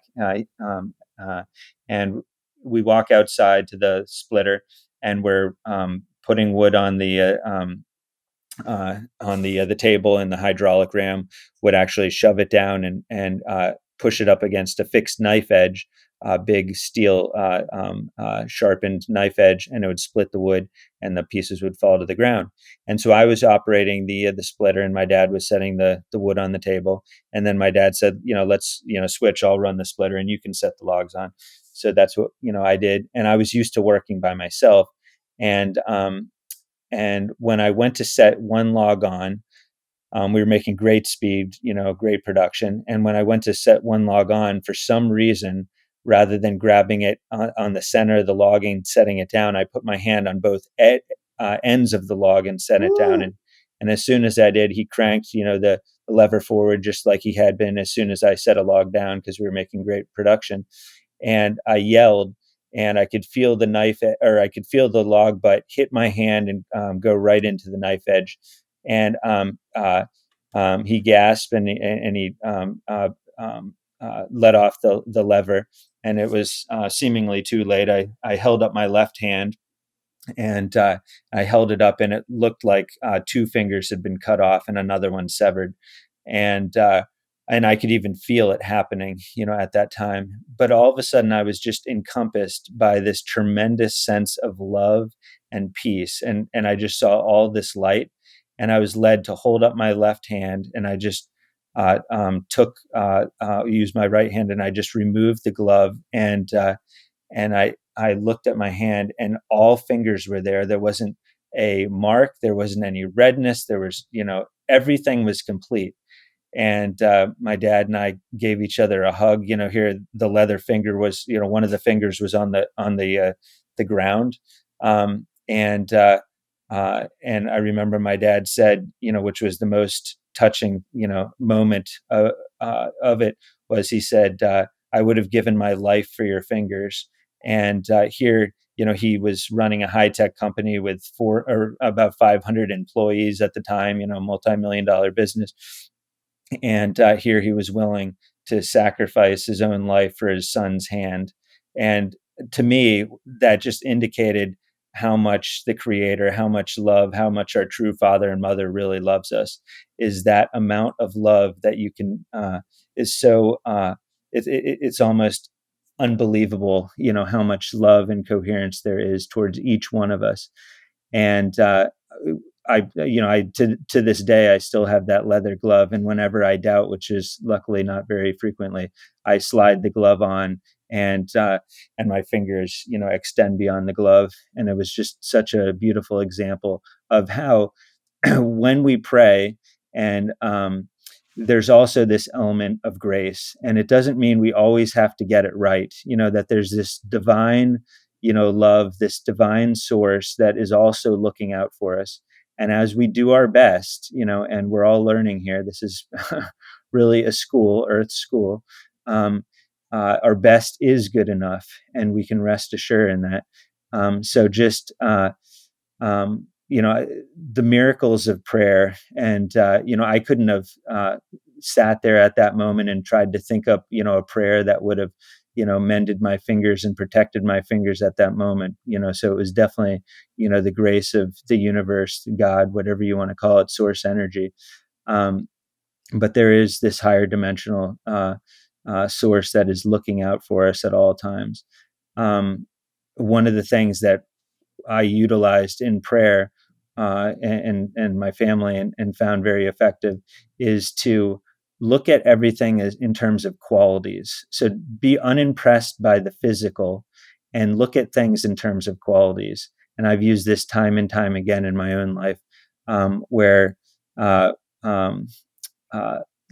I think it was last spring, I was or last summer, I was awoken in the middle of the night, and my body was just covered in hives.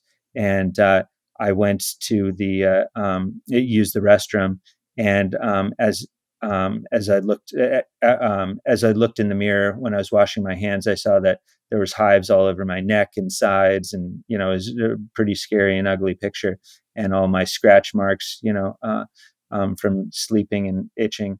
And I called my wife. She was traveling. I was the only one at home. And she said, and she didn't answer because she was, it was like 2 a.m. or something. I was led to go into the other room, and I sat next to the core harmonizer, which was on. And I grabbed myself a glass of water, and I just sat there, and the message, came, fill your thought with so much gratitude. So I listened, and I just started filling my thought with gratitude to the point where there were tears streaming down my face. And that gratitude actually ended up transforming the experience. An hour or so later, I was drinking a lot of water. I got up to use the restroom again. I was just so filled with joy and peace and gratitude. When I went to wash my hands, I glanced in the mirror, not trying to check out anything or look at anything, and I realized, like, oh my gosh, all the symptoms had dissipated, and there were no scratch marks, there was no redness, all the hives dissipated. I had never had hives before. And so what prayer does is, to me, is it brings you into a different frequency band or range where that physical manifestation or whatever you're dealing with actually can't exist and doesn't exist.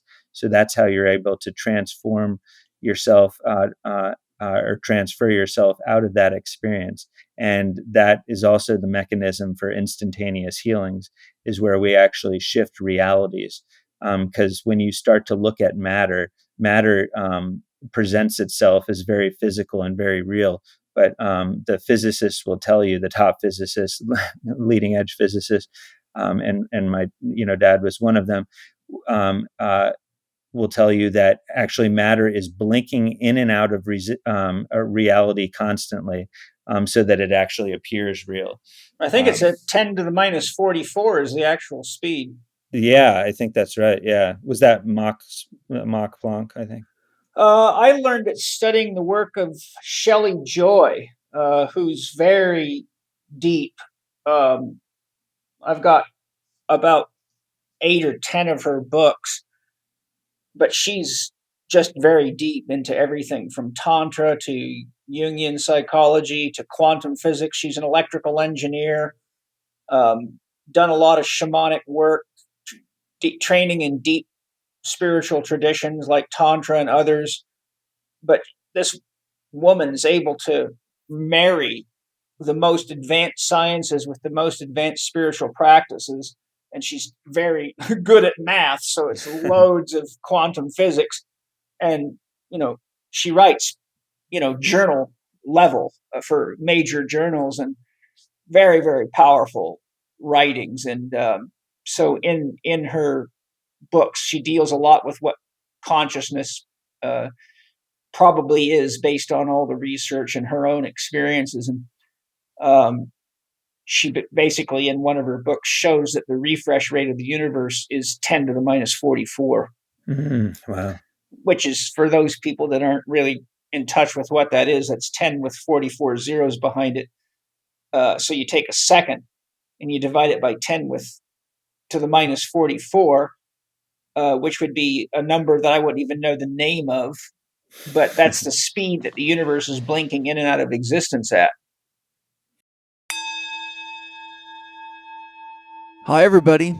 I sure hope you're enjoying the podcast today. You know, it's sad that most people are either in too much of a rush to prepare fresh organic greens, be they vegetables or green fruits like fresh green apples, and end up grazing on inferior foods. But it comes with a cost. Nutrient depletion, reduced capacity to handle stress, reduced immune resilience, and you age more rapidly. But Organifi comes to our aid again with an amazingly tasty, nutritious addition, their new crispy apple green juice. But it's more than just another apple drink. It's packed with your favorite adaptogens and superfoods. Some key features of Organifi's new crisp apple green juice are delicious taste from organic crisp apples, organic whole apple sources, hand-picked, including Golden Delicious from Washington, Northern Spy, Macintosh, Ida Red, and Empire from Ontario, Canada.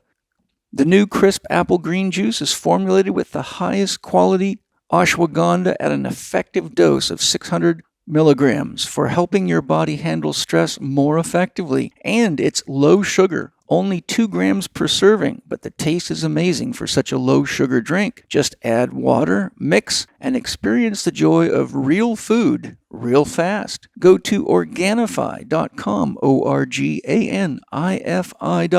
and save 20% on Organifi products when you enter your Living 4D discount code, capital C, capital H, capital E, capital K, 20 during checkout. That's Chek 20 for your 20% discount on Organifi products during checkout. Enjoy Organifi's new crisp apple green juice. The other thing I wanted to talk about briefly is what I referred to as negative prayer. I was listening to a program a number of years ago with Deepak Chopra, and he cited research that showed the average person thinks 68,000 thoughts a day. And then not long after, I was doing some research for an education course I was putting together, and I found another resource of people in the field of thought and mind saying exactly the same thing, except they not only said the average person thinks 68,000 thoughts a day, their research showed that 90% of the average person's 68,000 thoughts were negative in orientation. So I refer to that as negative prayer. So, that's kind of like doing black magic on ourselves. And I wondered if you could share your thoughts in this regard and any tips that you might have to help people break their black magic negative self-talk cycle. I mean, I've got lots of things I use, but I want to hear what you might have to say. Yeah. One thing that, Mark Newkirk used to say was that if you could stop all human thought, the default would be harmony. That's too good. That's why I like to meditate. Exactly. So, fortunately,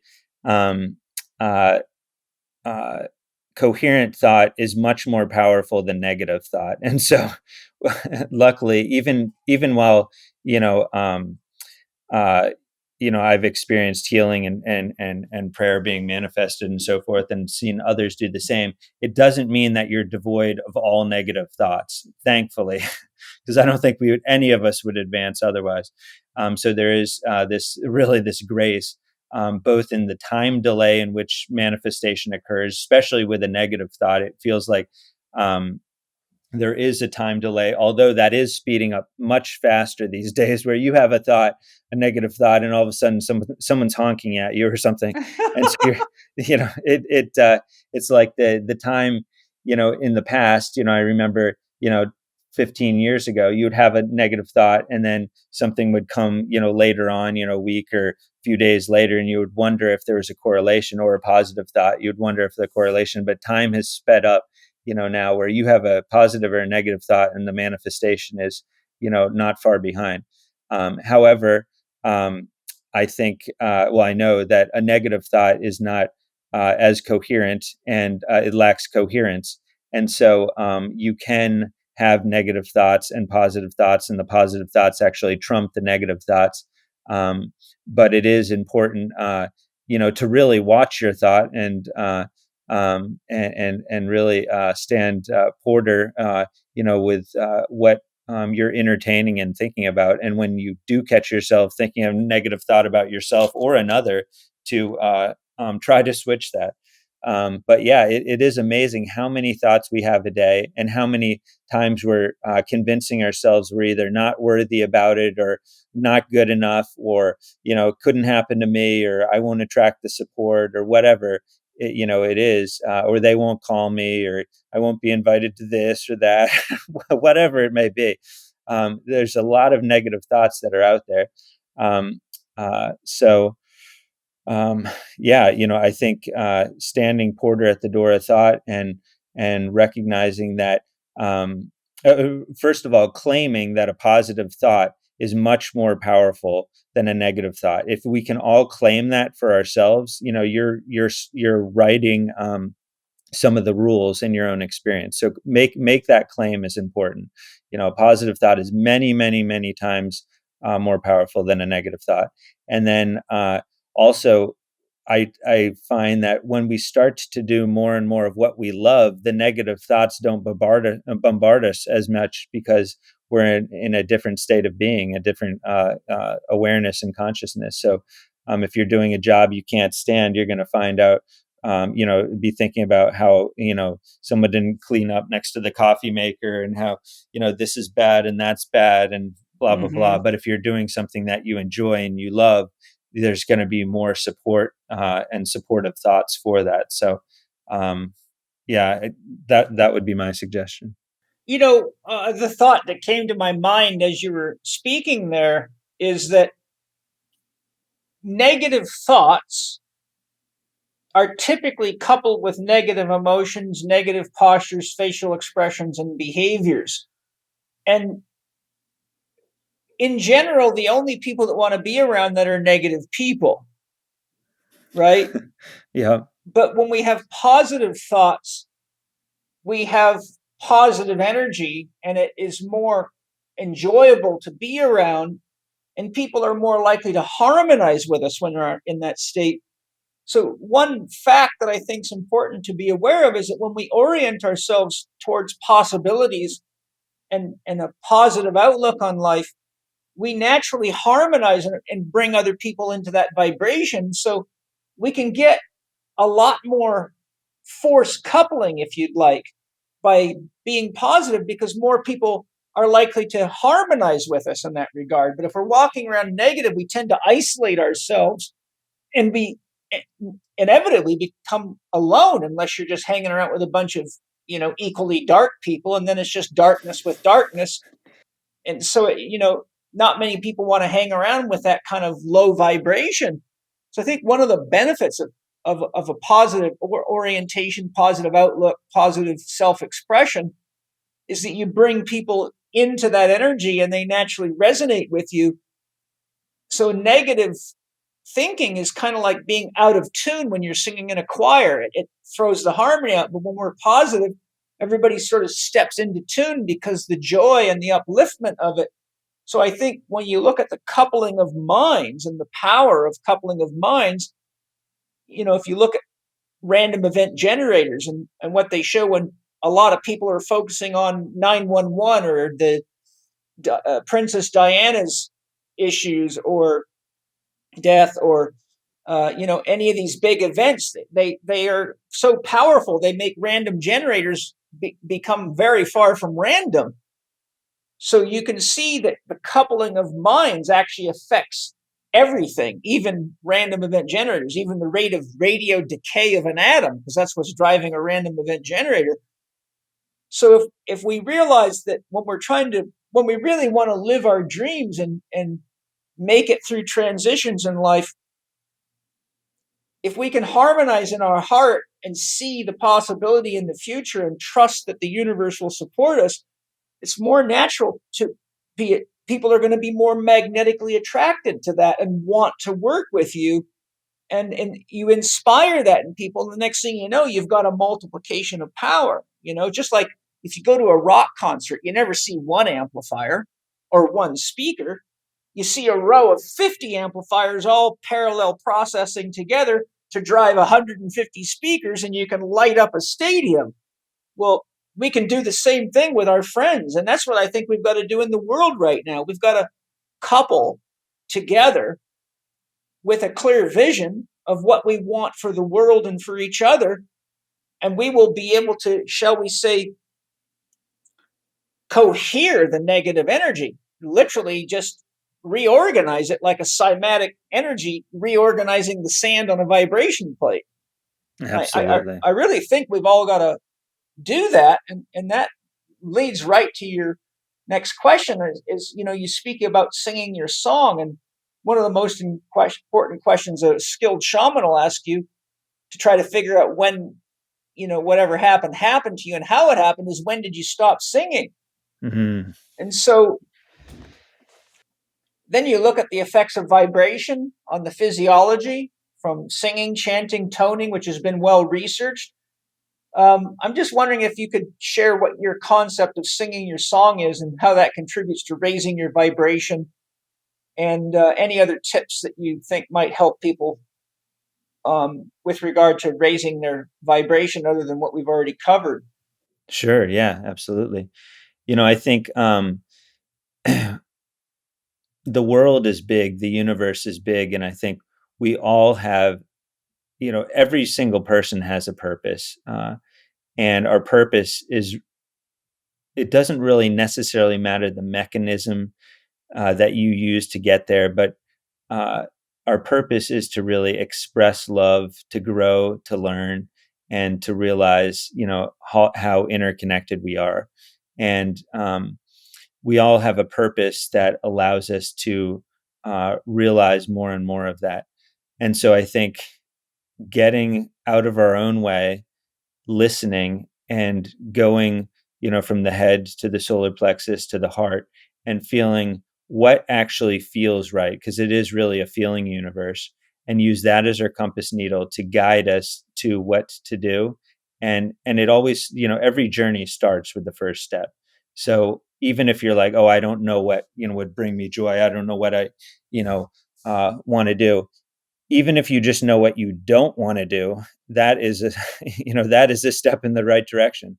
So stop doing what you don't want to do, and do your best to eliminate any fear associated with keeping you in that state of being, and move forward.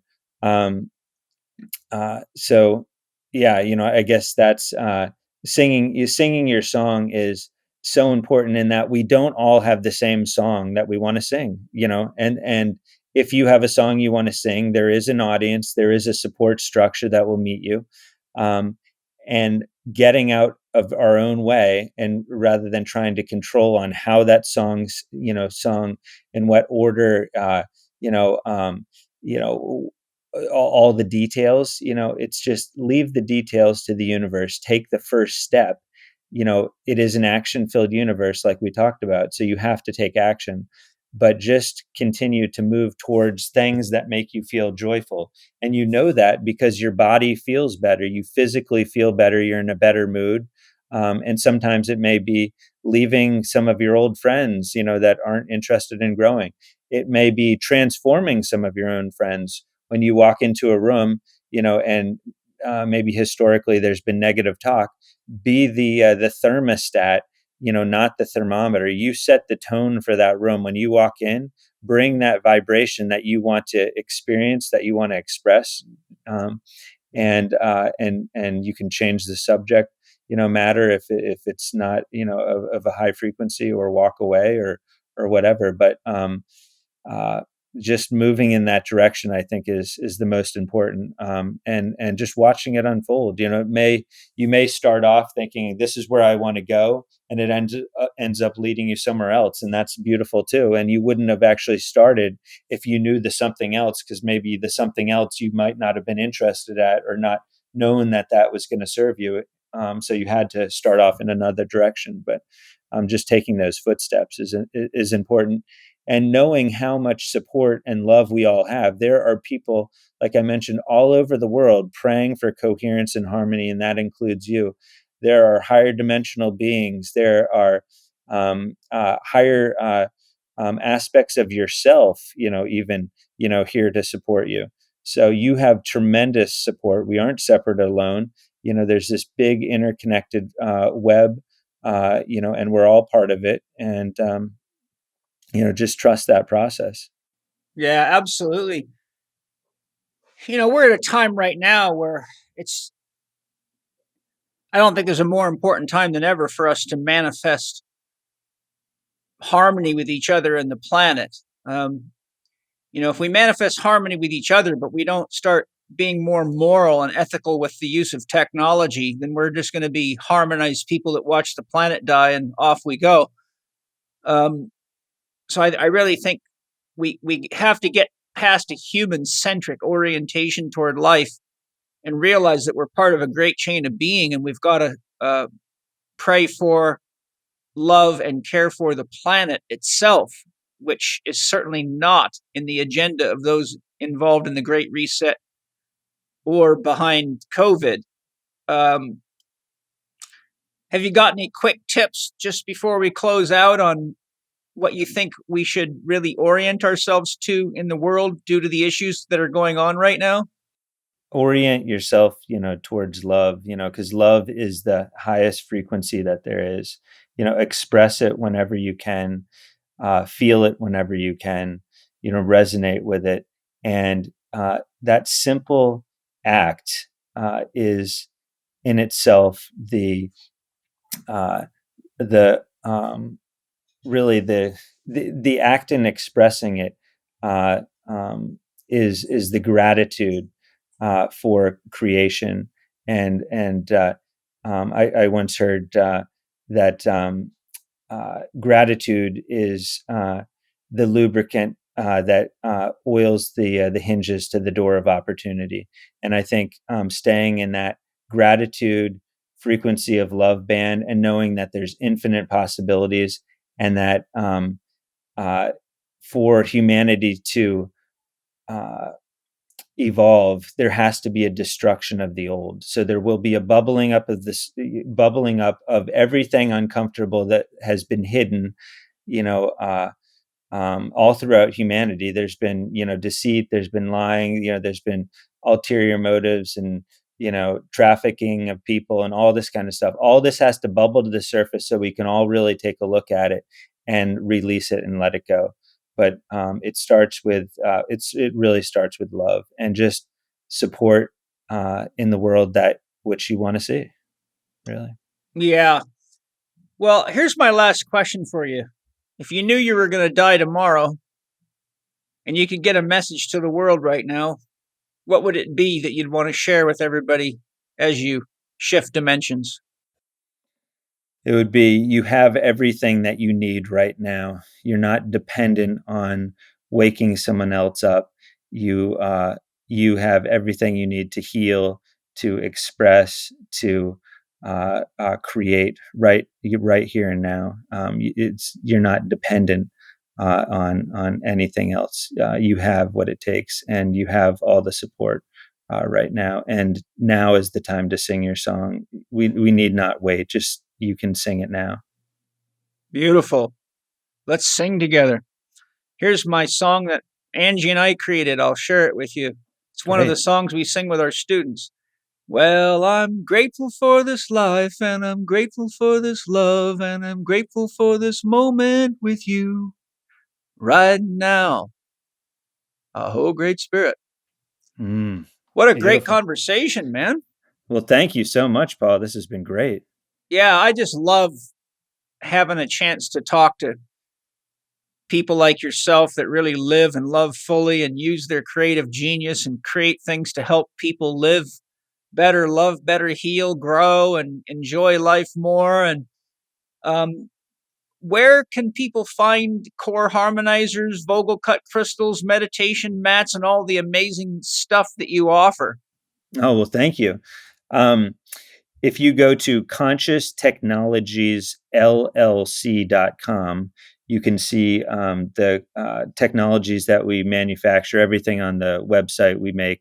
We also have some resource videos, on there as well, that my dad and I have done. And if you're interested in the Vogel Cut Crystals, you can go to vogelcutcrystals.com, vogelcutcrystals.com. And if you're local to the East Coast and you want to go to the Lightfield, which I had talked about, which is our nonprofit, you can go to lightfieldfoundation.com. LIGHT, lightfieldfoundation.com. Or you can visit my wife at her center, which is the awakenwholenesscenter.com, which is in Wakefield, Rhode Island, the awakenwholenesscenter.com. And we also offer remote sessions through the Quantum Flow as well. So you can actually experience that anywhere on the planet. So That's fantastic. I can't remember, did we work out any offering for Living 4D listeners that you wanted to offer, or I don't remember where we got with that? Yes, yeah. If you're interested in a core harmonizer, we're going to be offering the listeners $200 off of a core harmonizer if you use coupon code CHEK200, CHEK 200. And then also, if you're interested in Vogel Cut Crystal, we're going to offer 10% off of our Vogel Cut Crystals or anything on that site. And our site was vogelcutcrystals.com. And the coupon code for that is CHEKVogel10, CHEKVOGEL 10. Excellent. Love it. Thank you so much. I totally enjoyed this conversation so much. I can't wait to do it with you again sometime. So next time you have something you want to share, let me know. If I get an inspiration to say, hey, Ross is the guy I got to talk to about this, I'll let you know. But I can't get enough of these kinds of conversations because they just recenter me and re-inspire me and help me realize that there's so much magic even amidst all the chaos in the world. And you know what? There's no better time to be alive than when the world's full of chaos, when you know how to create harmony in yourself. Because, hey, what's the point of being a cop if there's no bad guys, or a doctor if there's no sick people, or a mother if there's no children? So I think, it's up to people like us, and certainly, the grand majority of my listeners are certainly of this mindset, or they wouldn't have made it through this podcast. So I think it's just an amazing opportunity for us all to bring the light and heal the darkness and disperse it and harmonize it and help people look up and look in and hug and dance and sing and create together, because I think we have such a beautiful planet and such a beautiful opportunity that if we really just do our best to share our knowledge, our wisdom, and live as an example to others to follow, instead of just being talking heads and telling everybody else what they're doing wrong, if we show them what it looks like, then they will naturally realize that we're telling them the truth and want some of it. That's what I've found. Yeah, no, that's so beautifully said, Paul. It's a great pleasure to be on here with you, and really grateful for all of your amazing work that you're doing and creating coherence on the planet. And thank you. And all the listeners that tuned in here today. So grateful for all of you and your openness and willingness and all the things that you guys are all doing out there to create a better world and a better planet. So thank you all. Thank you. Well, thank you to all of you listeners. I really love all of you, and I'm grateful that you share the podcast and share the wisdom, and I'm even more grateful that you bring it into your lives and use it, because that's what makes it all worthwhile. The education isn't really education until it's being lived. And thank you for anything that you buy from the sponsors, because a little commission goes to support the podcast so that I can afford the time to put the podcast together and do the research and find the amazing people like Ross to have conversations with for all of our benefit. And I really look forward to sharing something super cool and exciting with you in a week. And if you love the podcast, I'd be grateful if you'd leave a supportive comment on iTunes.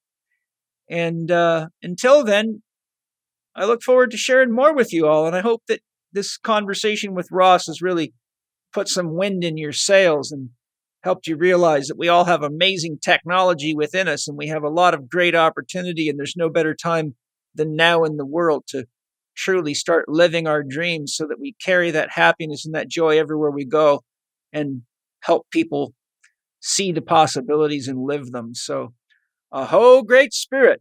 It is done. It is done. It is done. See you next time. Thank you for listening to Living 4D with Paul Chek and today's guest, Ross Newkirk. If you enjoyed today's episode, please consider leaving us a 5-star rating and a warm review at the top of the show page on Spotify or at the bottom of the show page if you are listening on Apple Podcast. Ross is offering Living 4D with Paul Chek listeners $200 off a core harmonizer. Visit conscious-technologies-llc.com and enter the coupon code CHEK200 at checkout. That's capital C, lowercase HEK 200 at checkout. And you can also get 10% off a Vogel Cut Crystal by visiting vogelcutcrystals.com and using the coupon CHEKVOGEL10. That's capital C, lowercase HEK, capital V, lowercase OGEL, 10. If you would like to learn more about Ross, please visit his websites, conscious-technologies-llc.com, awakenwholenesscenter.com, and vogelcutcrystals.com. Or you can join the Core Harmonizer group on Facebook at facebook.com/groups/Core Harmonizer. Follow Paul on Instagram at paul.chek, on Twitter at Paul Chek, or on his YouTube podcast channel, youtube.com/Living4D with Paul Chek. Watch more on Paul's blog at paulcheksblog.com and get your free subscription to Chek videos and more at the Chek Institute's new media site, chekiva.com. Remember, you can read the show notes and find links to the resources mentioned in this episode at chekinstitute.com/podcast.